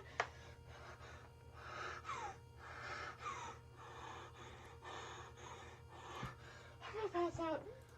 The statistics on the pieces that he's already played: 570 of the T's, 564 of the L's. Like this is an incredible level of Tetris playing. And someone turned around and said he needs to go outside. Nothing that he's just done is in any way relevant. You want some in-house competition for Mario Kart? I'd do the same. No, I don't like the competition. If I'm honest, there's a reason I play single players mostly. Because there will come a day when she can beat me at Mario Kart, but today is not that day. Hope he gets some money. This kid has gone viral. He really has. This kid, goals 2 million, clear 29.3, 29 rollover. So he was actually aiming for 29.3. He got to 18. But I mean, look at it's amazing that he's managed this. Hello, Samantha Palmer. And for someone, particularly an adult, to turn around and diminish his accomplishment just because it does not fit her interpretation of what an accomplishment is, get fucked. Honestly, go and take your news show and stick it up your ass. Looks like my kid looks like a typical kid who likes video games. Yeah. Basically, new itch doesn't want children to grow up with talented skills outside flipping burgers and a G-damn factor drone. Yeah. Was it? Desert bus teaches patience, incredibly tough to beat. Yeah. I mean, don't get me wrong. I feel sorry that the poor kid's hyperventilating at this point when he realizes what he's just done. Oh my god! Oh my god! It's a personal achievement. Abso-friggin-lutely it is. I'm gonna pass out, the poor kid. Kid just set a speedrun record for the 100% category. Yeah. And I mean, honestly, if I thought for a second that I'd be able to talk to this kid, I would absolutely want him on for an interview. This kid's gonna be tied up with, like, promotions and all sorts of shit for the next year. I personally feel like this chick is just, New Wench is getting roasted for it. News Wench is getting roasted for it. I should bloody well hope so. I really should. Because I'm sorry, if someone else had gone on this news show and, well, I mean, it wasn't actually, I don't think he actually had an interview with her, but if someone else who was an adult had made any sort of achievement, no matter how small, in any other category, do we honestly believe it would have been dismissed in this manner? Quit faffing around, Sheila, and tell me how much more to Doggo's ass or rack off. So far we have had 5 Aussie Overlaw'd memberships at $5 a piece, so we are still $25 away from Dog Ass, and we are $125 away from open phone lines. He achieved his goals, why can't people celebrate his positive behaviour? It's a damn good question. You'll have to give me a second, the wife is calling me, so I shall leave you with funny shit from Twitter. Yo. What? It's alright, what's up?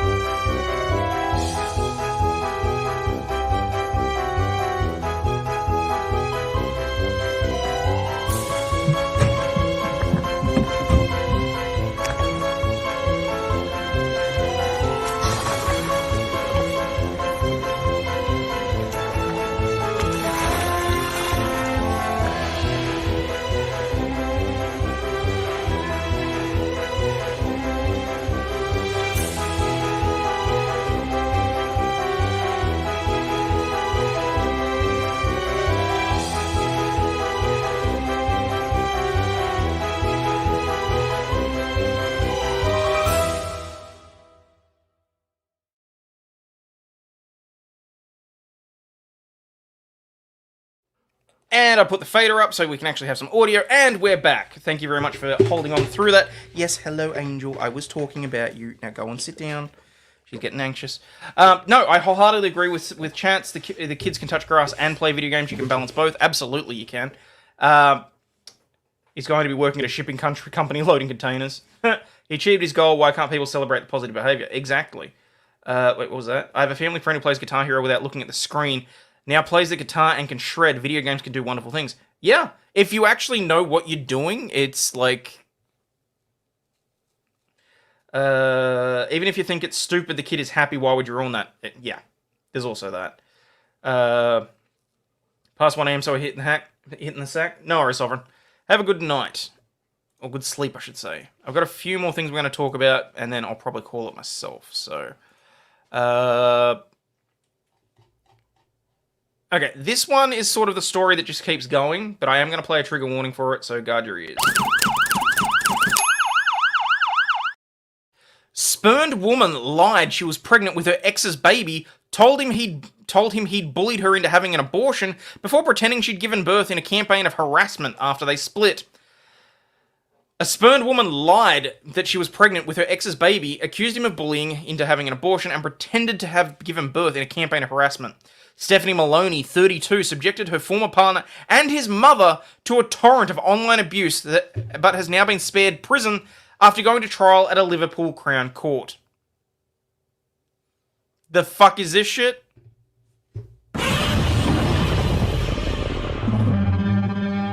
That's the sort of shit that could have driven him to self-delete, and yet she's getting no repercussions. Streets of Rage help me deal with customers. Well, there you go. She made his life a living hell by bombarding her ex and his mother with a string of vile messages on Facebook and Instagram, lying about being pregnant and posting pictures of aborted fetuses online. You twisted fucking cow. She alleged that he had bullied her into having a termination, though also posted a picture of a newborn baby and suggested that her ex was the father, the court has heard. Mahoney from Wavertree in Liverpool has been given 18 months in prison, suspended for 18 months after pleading guilty to stalking and breaching a stalking protection order. Didn't even understand all of that. Even with paper and crayons, I couldn't understand it.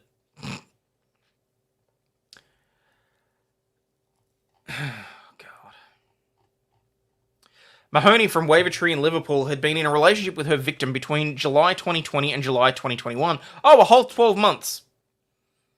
Burn the witch. What's that? I think the knife with the rabbit was dragging. It was a Vic Rabbit.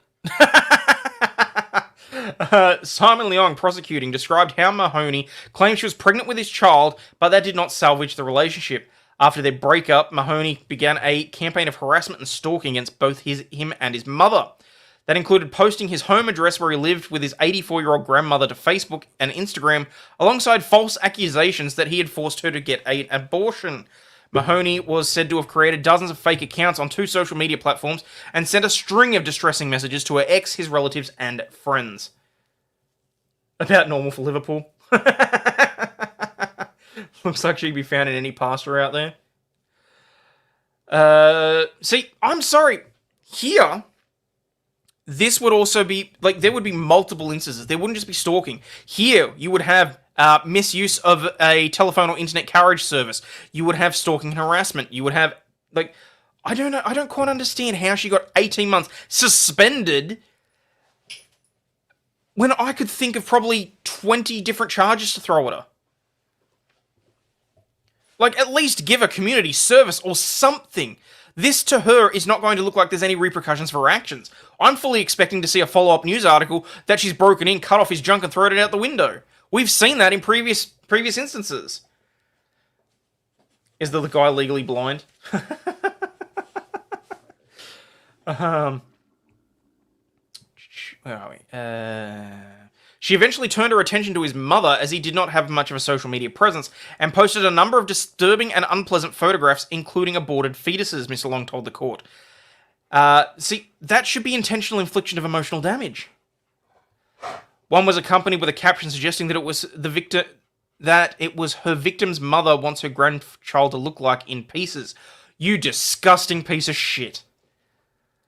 In another post, why do you want your grandchild to be ripped apart? Oh. She also wrote in a post in September 21, accompanied by the complainant's address, saying, "Let's get the truth out once and for all." You know, inciting violence has been in the news quite a bit lately. This is a more legitimate use of that phrase. She's the hippo that the girl wanted for Xmas. She also branded him a bully who had been... Okay, why? It's got to be sexing all kinds of dirty sex. In another, in February 22, she stated, "This is the boy who gets girls pregnant and then bullies them into abortions." Mahoney again posted the man's address and urged others to get down there, while she also wrote, It's all going off tonight." Yeah, but Ghost Street, while I'm streaming, we don't promote other people's channels. We know this. That is just a hard and fast rule of this channel, okay? Unless it is specifically someone that is a guest that is currently live, we don't do that. Naughty. You should know better than that.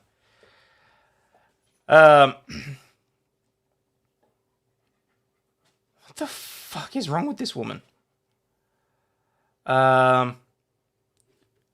This is the boy who gets girls pregnant and bullies them into abortions. Mahoney again posted the man's address and urged others to get down there, while she also wrote, "It's all going off tonight." Bitch, ain't no one going off on your behalf. Just saying. Just goes to show that any woman can get some because there's always some poor schmuck that's desperate. Oh, don't get me wrong. 3 a.m. absolutely plastered. Someone's going to jump on that last train home. A lot is wrong with this woman. Yes. Shit, I jumped up. Meanwhile, she posted pictures of a newborn child online and said that her ex's mother wanted this child killed. He's an innocent newborn baby boy. Mr. Leong told the court, "It has always been refuted by the victim that there was ever such a baby and that any such child was born." All you need's a hole. Her next boyfriend will be named Ahab. Mahoney's behavior was reported to the police, and the fake accounts were linked to her IP address. She denied being responsible when interviewed and claimed that her ex was behind all of the fake profiles, and this was an attempt to get at her. The court imposed a stalking protection order on her in December 22. This banned her from contacting her victims and having more than one profile on any given social media platform, but she still retained multiple accounts, including... So she's already breached a court order, and they're still giving her probation. posting his address is legal? Unfortunately. She's unhinged and needs to be locked up. Someone will jump on it and then bounce right up through the ceiling. Including one which branded her ex-partner's mother a grandchild killer. In a statement which was read out in the court on behalf of Mahoney's former partner, he stated that she had posted pictures of him and his family members on a pedophile page, and that her actions had led him to being admitted to hospital due to distress. I'd like to say it's time to advertise Aussie Overlaw'd too. Fuck you, Brannigan. Going off must be different in the US. Normally here it involves a firearm. Well, in the UK they don't... Yeah. Well, there's obvious reasons for that. Are you sure an ex-boyfriend won't be Moby Dick? Either that or a very, very horny dolphin. He alleged that she also sent him fake baby scams, falsely claimed that she was a nurse, and subjected him to months of abuse because she couldn't have what she wanted. His statement added, "No one should have to suffer like this. She lied about being pregnant on more than 5 occasions. I was walking on eggshells constantly. She made my life hell, and that's what she wanted. This has destroyed my family. I've never had to deal with anything like this before. My mum was no more than a stranger to her, and she's never done anything to her. Never did I think I would drag my family through the court because of a girl I got involved with stupidly." Dude, crazy eyes. We know this. On the hot crazy scale, she was a definite 2. Do not stick your dick in crazy. We know this. His mother, meanwhile, had her own statement where she counted around 25 fake accounts targeting the two of them. Kate Morley, mitigating, so on behalf of the defense, said Mahoney had been feeling so emotionally traumatized, hurt, and at an all-time low with feelings of abandonment that she emotionally lashed out and regrettably caused deep hurt and distress. Who gives a flying fuck? I'm so sick and tired of people using these ridiculous attempts at mitigating factors. She must have wanted to lessen her pain by transferring it to others. That doesn't make it okay. That does not make it okay. It is not a mitigating factor to say, I was hurting so I wanted someone else to suffer. Night, Bernice. Have a nap. Hopefully you'll be okay. 2 is a stretch. Following the breakup, Miss Mahoney's life completely unraveled. She withdrew from friends and family and into a deep depression. Then that's on her family and friends. She'd been honest and frank in saying that she couldn't stop. She has demonstrated deep remorse and regret. I don't believe that that's the case. She recognises how harmful her actions were. She's embarrassed and ashamed of her actions. She wishes to apologise. She wants them to hear that she is sorry for the distress that she has caused. Ms. Morley told the court that Mahoney, a single mother of a 10-year-old son... Oh my god, that poor kid! Oh... was determined to re-enter work and had not repeated the behaviour during the past year. Yeah, because there's been an ongoing court case. Like... No, yeah, exactly, Jonathan. Posting an address may be legal, but trying to incite a crowd is a crime. Crazy Mahoney is a 0.35 on the hot crazy scale, technically. As well as a suspended prison sentence, she was given a rehabilitation activity requirement of up to 25 days and told to complete 160 hours of unpaid work. And made to pay £500 each to her former partner, as well as $400 in court costs. Jesus Christ. She continues to be subject to an indefinite stalking protection order. District Judge Gwen Jones... Gwenny, you may need to reconsider your rulings here. I mean, it's too late now because this is already in the record, but let's just be a little bit more careful, shall we? She'll be engaging in no activity at all. I guarantee it. I guarantee she's just going to sit there. You have heard the impact it has had not only on the male you're in a relationship, but with the extended family. There is a significant risk that others may have taken the law into their hands and act. It is extremely fortunate for you that people did not act on the comments that you made. A crazy means she's probably hot on the hot crazy scale? No, not if she's low on the scale. And suddenly it all makes sense.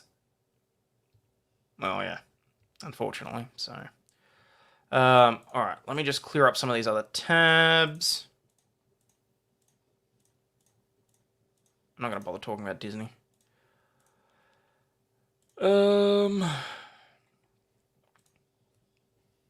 Okay.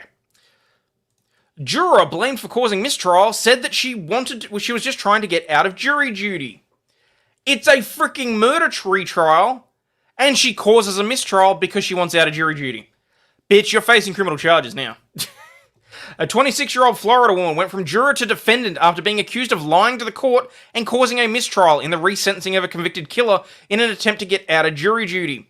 During deliberations in November, Kayla DePena told Orange County, Florida court that she had discussed the case with a friend and said it would impact her ability to be fair and impartial in deciding a possible death sentence. She was charged with contempt of court at the time, and on Thursday she told the judge she lied about discussing the case in an attempt to weasel out of further jury service. A different juror in a previous case said DePena was upset about missing work. We were called back into the room and the judge told us we were going to be sequestered for the night, explained the rules, and then we went back to the deliberation room, the juror told the court, and she asked to speak to the judge, and before she walked out, she said she was going to make that she said she was about to make a mistrial. She said before walking out of the deliberation room she was going to cause a mistrial. DePena had been called to deliberate for the trial on Besman Okafor, who has been found guilty of the 2012 killing of 19-year-old Alex Zeldizva and originally sentenced to death by a jury of 11-1 in 2015. The death sentence was overturned in 2017 after the Florida State Supreme Court ruled in a unanimous jury recommendation ruled that unanimous jury recommendations were required for such sentences. Not the case anymore, is it? Which they're about to talk about, actually. In 2020, the state Supreme Court then reversed the previous decision, and Governor Ron DeSantis signed a law in April requiring only 8 out of 12 to vote in favor of a death sentence for it to pass. Hang on. A juror in a high-profile murder case is expected to face some serious charges. We've been covering the resentencing trial for Besman Okafor. He was found guilty of killing a witness in a separate case against him back in 2012. I know I shouldn't be laughing, but that's what he was on trial for killing a witness in another trial. Ron, death sentence? Just ask, can we do that jury nullification thing? Easy. The judge declared a mistrial in the resentencing just this week because of what one juror did during the trial. West U's Bob Hazen talked to the victim's father, who now has to sit through yet another court case. Every day, the judge in this death penalty case told jurors not to talk about the case with anyone. But the court says one juror broke that rule and lied about it for 3 days. It's devastating, and I can't believe that she did this. I don't know what her intentions were. Raphael Alexander's son Alex was killed in 2012 by Besman Okafor, a day before he was supposed to testify against Okafor in a home invasion trial. Raphael has now sat through 2 trials, the first in 2015 when Okafor was sentenced to death, and then the past 2 weeks when Okafor was getting a new sentencing hearing because of a state Supreme Court. Bad as it sounds, on the one hand, she may have done this guy a favor because now that it's only 8 to 12, there's a good chance that the death penalty gets reinstated. Court ruling. And soon, a third trial after the judge declared a mistrial on Wednesday in the resentencing. I can go through 8, 9, 10, or 12, whatever it takes. The judge declared that mistrial after the 2 sides made closing arguments. The jury went back to decide whether to give Okafor the death penalty, and they'd been deliberating for hours when the 26-year-old juror told a deputy she needed to talk to the judge. She then told him she'd spoken to a friend over the weekend who knew the victim and, quote, believed him to be a good person. The juror said she, quote, could no longer be fair and impartial and that she would never be able to vote to recommend a sentence of death. The juror had gone 3 days without telling the judge that she had violated his... How many times can he be retried? Depending on what the cause of the mistrial is, as many times as it takes. If there is what we'll call a technical reason for a mistrial, if it's because a juror fucks up, if it's because they do something wrong, if there's misconduct on either parties and it's dire enough that it requires a mistrial, as many times as it is required for the trial to be finalized. Order not to talk to anyone about the case. Now that juror is being charged with criminal contempt of court with a court date next month, and she faces jail time. And the court will have to start over with new jurors, bringing all the witnesses and detectives back.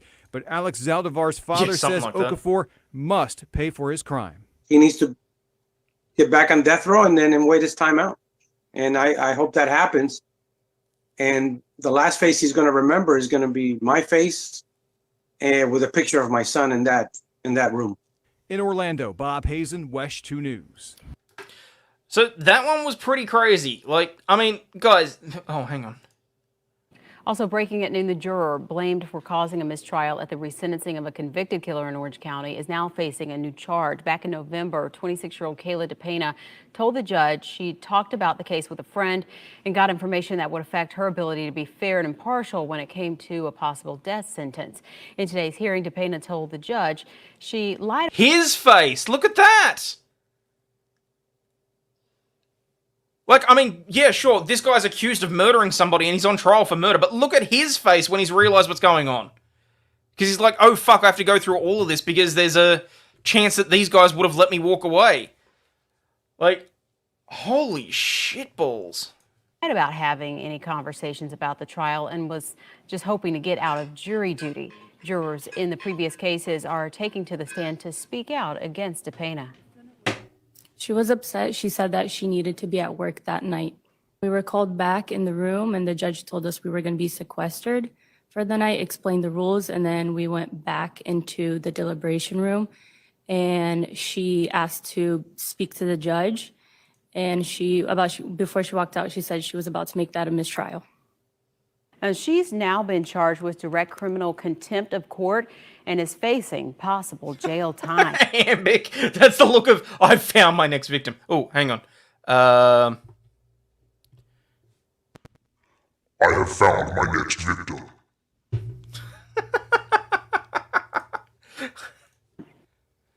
Oh, shit. So there we go.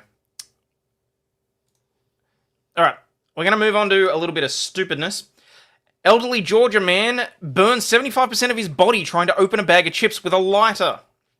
An elderly man in Georgia has burned over 75% of his body when he tried to open a bag of chips with a lighter, according to local officials. The man, whose name has not been released, was seriously injured around 4:37 p.m. on Wednesday in Dalton! Huh! I wonder if this was his, Oh, wait, hang on. Is this... No, it's a different spelling of Dalton. Sorry. The town's communication director, Bruce Frazier, said to the Post in a statement, the victim was using a lighter to open the bag of chips, which he was unable to do with his hands. While doing this, the man accidentally set himself on fire while sitting in a recliner. Oh, the poor thing. Hayden's got his own bone steel voice. Oh, yeah. Oh, no. We have multiple voices. Hang on. The victim was taken to Roger Barnes Hospital in Chattanooga, Tennessee, with third-degree burns on about 75% of his body. Yeah, it's Georgia, not Illinois. I realized. Sorry. It's unclear if the chips themselves sparked the fire or if the flames erupted from something else. Chips can be very flammable because of their starchy, oily composition. What I'm willing to bet happened was he was sitting in his chair, he tried to burn it, the plastic has melted and caught on fire, and it's dropped into his lap. Now, let's face it, the old guy's probably going to be wearing flammable materials, and just, like, must have been a nitrogen purge bag. Possibly. I mean, for all we know, maybe he had been sitting there drinking. Maybe he had, like, spirits spilled on him. We don't know. Point is, 75% of his body is now burned because of this. Aussie's a toaster, get him? Oh, honestly, I'm going to have so much fun with this shit. I really am, because it's like... I mean, the different ways that I can talk and have fun and all that sort of stuff, it's just honestly brilliant.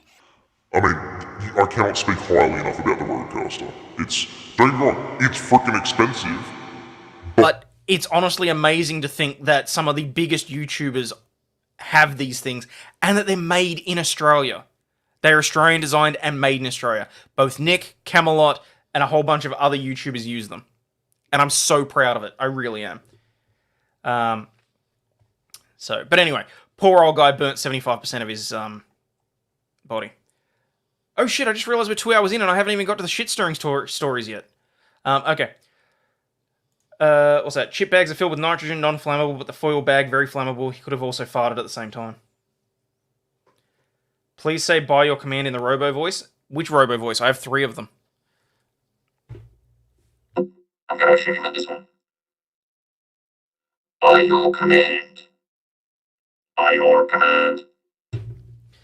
Which one is it? I got the Duo, just because I don't feel like you need the Pro, given the Duo actually has extra, it It has a 3.5 millimeter jack in it that the Pro doesn't have. The Pro has like 4 inputs for microphones and that sort of thing. But when you're a single podcaster, a single streamer, you don't need that. So it just makes more sense to have the Duo because it's, at least for me as well, it was like $300 cheaper. All right. Kohler's new bidet finally brings Alexa and Google to your butt. CES is more than just gadgets to hold in your hand or sit down at your desk to use. It's the stuff in your bathroom too, which is why Kohler is using the annual trade show to debut its latest in connected fixtures. The new item includes a new shower sprayer. Oh my god, please tell me the shower sprayer is not voice activated. Gents, you can know exactly where my mind just jumped to. Just want to sound like a normal person. You can potentially do that too. I don't think I've got anything on. No, I'm pretty sure I turned everything off. I think. The new items include the shower sprayer, a ventilation fan that helps with humidity after a long shower, and the favorite, a Pure Wash bidet seat for Google and Alexa. So now they can harvest data about your dumps. Probably. Problem with toilets on display like this is why I'm not allowed back into my local IKEA. The Pure Wash bidet seat is standard like any other, but I like that you can talk to it. It's heated, it has adjustable temperatures and water pressure, and comes in black or white to match your bathroom style. It also features voice activation via Alexa or the Google Assistant. Google, wipe my ass. You can use your voice to command the spray pressure and the air dryer. It has a dryer, which is nice and warm. The Spa Viva hand shower is another release. It's a micro bubble shower spray that offers a deeper clean with its micro-sized water spouts. It also purports to retain water heat, which should reel in people who love hot, steamy showers. It's got a built-in camera to take bragging pics to share with your friends. It's not connected to the element to it. What? There's no connected element to the shower sprayer. Aww. Harder, Alexa, harder! But you can buy it off the shelf and install it yourself if you fancy something a little more high-tech. The Atmo fan sounds like another gadget I'd attempt to put in my bathroom once infinite money falls from the sky. The vent can help manage humidity and improve air quality. It even has a nightlight, so you don't have to go to the bathroom on your heated toilet cushion in the dark. Kohler will have other fixtures on display at CES, including a Rista, a 3D printed sink. I also hope to glimpse the new Anthem Plus smart showering controls, which offer remote access to lights, water, and sound through the connected app. Talking dirty to Alexa is now a thing. Oh yeah, you can dirty talk with Alexa. Alexa, toss the salad. Siri, go deeper. Alright, now, I may not get the opportunity to actually read through the court documents on this one. How long is it? Oh, never mind. The court, it's like 4 pages. We can do this. Alright, in today's doc review, which I really need to actually create an opener for, Florida man sues Dunkin' Donuts over a toilet explosion that it says left him filthy and injured. A lawsuit is accusing Dunkin' Donuts of negligence after a man was injured in an explosion. Generally, you sort of expect that at Taco Bell, not quite so much at Dunkin' Donuts. A Flagler County man is suing Dunkin' Donuts after he suffered from a toilet explosion nearly 2 years ago, according to court documents filed on Wednesday. The lawsuit says the man, Paul Karowiak, was visiting a Dunkin' Donuts location on Aloma Avenue in Winter Park on January 6, 2022, according to... Oh, God, that actually would have been 2 years ago. That's going to take so much getting used to. Oh, God, Alexa, you're so good. Oh, wait, hang on. Oh yes, Daddy, give it to me harder. Alexa, you're so good. I'm going to have to read that back and listen to that myself. So you went to Taco Bell again? Yeah. It's also compatible with your shit bit. Why wait 24 months before filing anything? Probably wasn't sure whether or not they actually had a case, and the filing date was probably coming up. Where are we? While at the store, a toilet in the men's bathroom exploded, covering the bathroom and him in human feces and urine, the lawsuit claims. Court records show that he then came out of the bathroom asking employees at the store to help clean himself up. Around this time, employees told him that they were aware of the problem with the toilet due to prior incidents. He requires mental health care and counselling as a direct result of the trauma experienced in the restroom at the business and from the continuing trauma following the event. This guy's too terrified to go to the toilet. Yes, it sounds like a very shitty situation. As a result of the lawsuit accuses Dunkin' Donuts of negligence, failing to properly maintain the toilet or warn him ahead of time. He's seeking more than $50,000 in damages.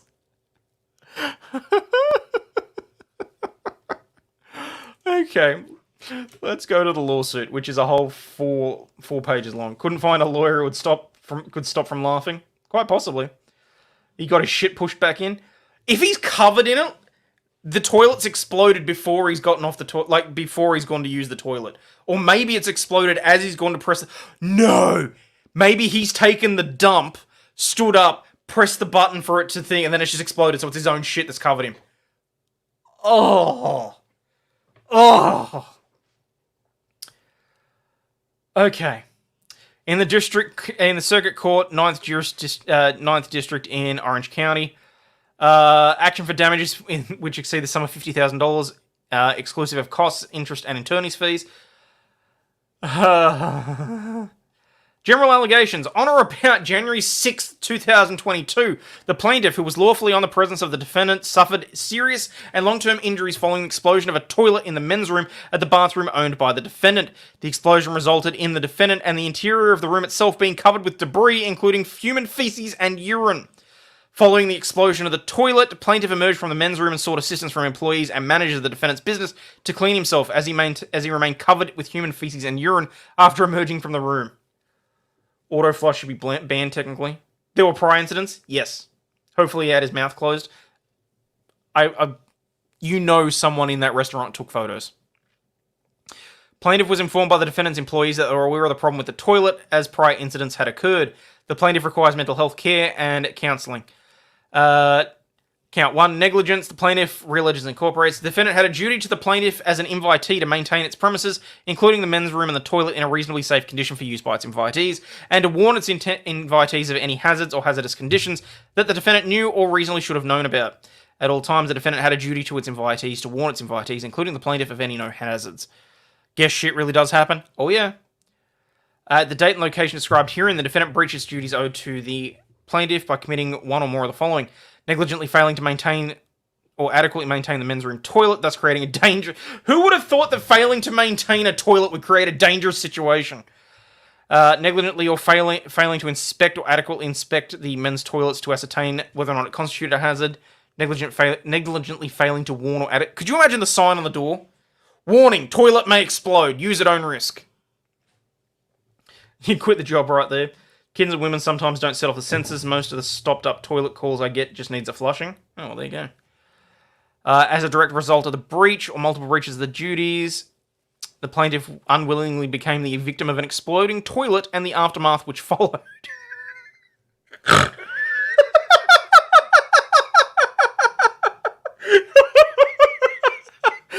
Hang on. I gotta get this for a short. As a result of the breach for failing to warn, the plaintiff, who was lawfully on the premises... Hang on, no, I need to get this right. The plaintiff unwittingly became the victim of an exploding toilet and of the aftermath. That's a pretty shitty situation. And sustained damages for which and received injuries and emotional and mental distress. As a direct or proximate result of the negligence of the defendant, the plaintiff suffered bodily injury and psychological damage resulted in pain, suffering, disability, permanent and significant emotional injury, mental anguish, and loss of capacity to use the bathroom. Loss of capacity for the enjoyment of life, expensive medical care, and treatment. The injuries and damages are either permanent or continuing in nature, and the plaintiff will suffer loss in the future. The plaintiff seeks judgment against the defendant for damages and it is expected to be sustained in excess of $50,000 plus pre-judgment interest, post-judgment interest, plaintiff's costs for action, and hereby demands trial by jury. Oh my god. Imagine having to be the jury on that trial. Need a picture of Old Faithful Geyser along with a warning statement. The auto ones flush too often and waste a ton of water. The ones in my office don't like the arse gaskets. Okay. Turbo flush. Now that's a shit show. Hang on, let's go back to it. Hang on. Let me try this again. As a direct result of the defendant's breach, the plaintiff unwittingly became the victim of an exploding toilet and the aftermath which followed. Now that's a real shit show. He sustained damages and is seeking over $50,000 in damages. That'll work. Don't know if you see that. Let's use that one. Okay. Verification of complaint. Oh my god, this is hilarious. Okay. So there you go, peeps. It's a very shitty situation. The poor bastard. What had to have gone wrong for that toilet to explode in such a manner, though? Like, what? Like, I'm assuming it had to be pressure backup or something like that. But, like... Hang on, was there anything in the... I love that it's just this week in South Florida. Like, oh, for God's sakes. But anyway, guys, I'm going to finish it up there because I can just hear that the family's come home. At some point later today, I'm hoping to go to USA Foods. Depends whether or not the kid wants to play on the water slide or not. It is the only really hot day today, so we might have to do that first and do USA Foods tomorrow. But, at M80, well, they said that there'd been previous issues with the toilet. All he wanted to do was wash his hair. Ugh. Now we need Rob Halford to do an advertising campaign for Cola and Dunkin' Donuts, and he can sing I'm Your Turbo Flusher.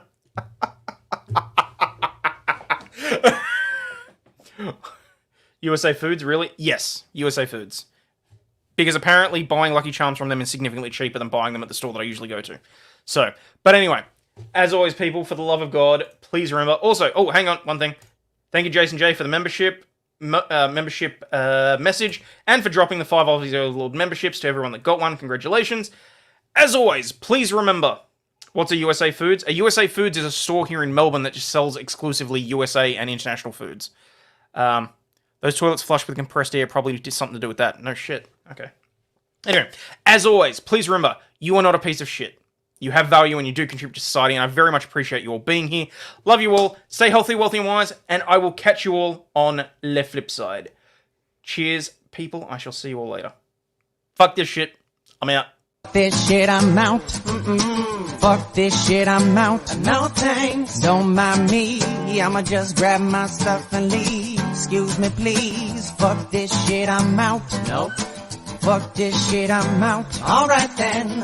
I don't know what the fuck just happened, but I don't really care. I'ma get the fuck up out of here. Fuck this shit, I'm out.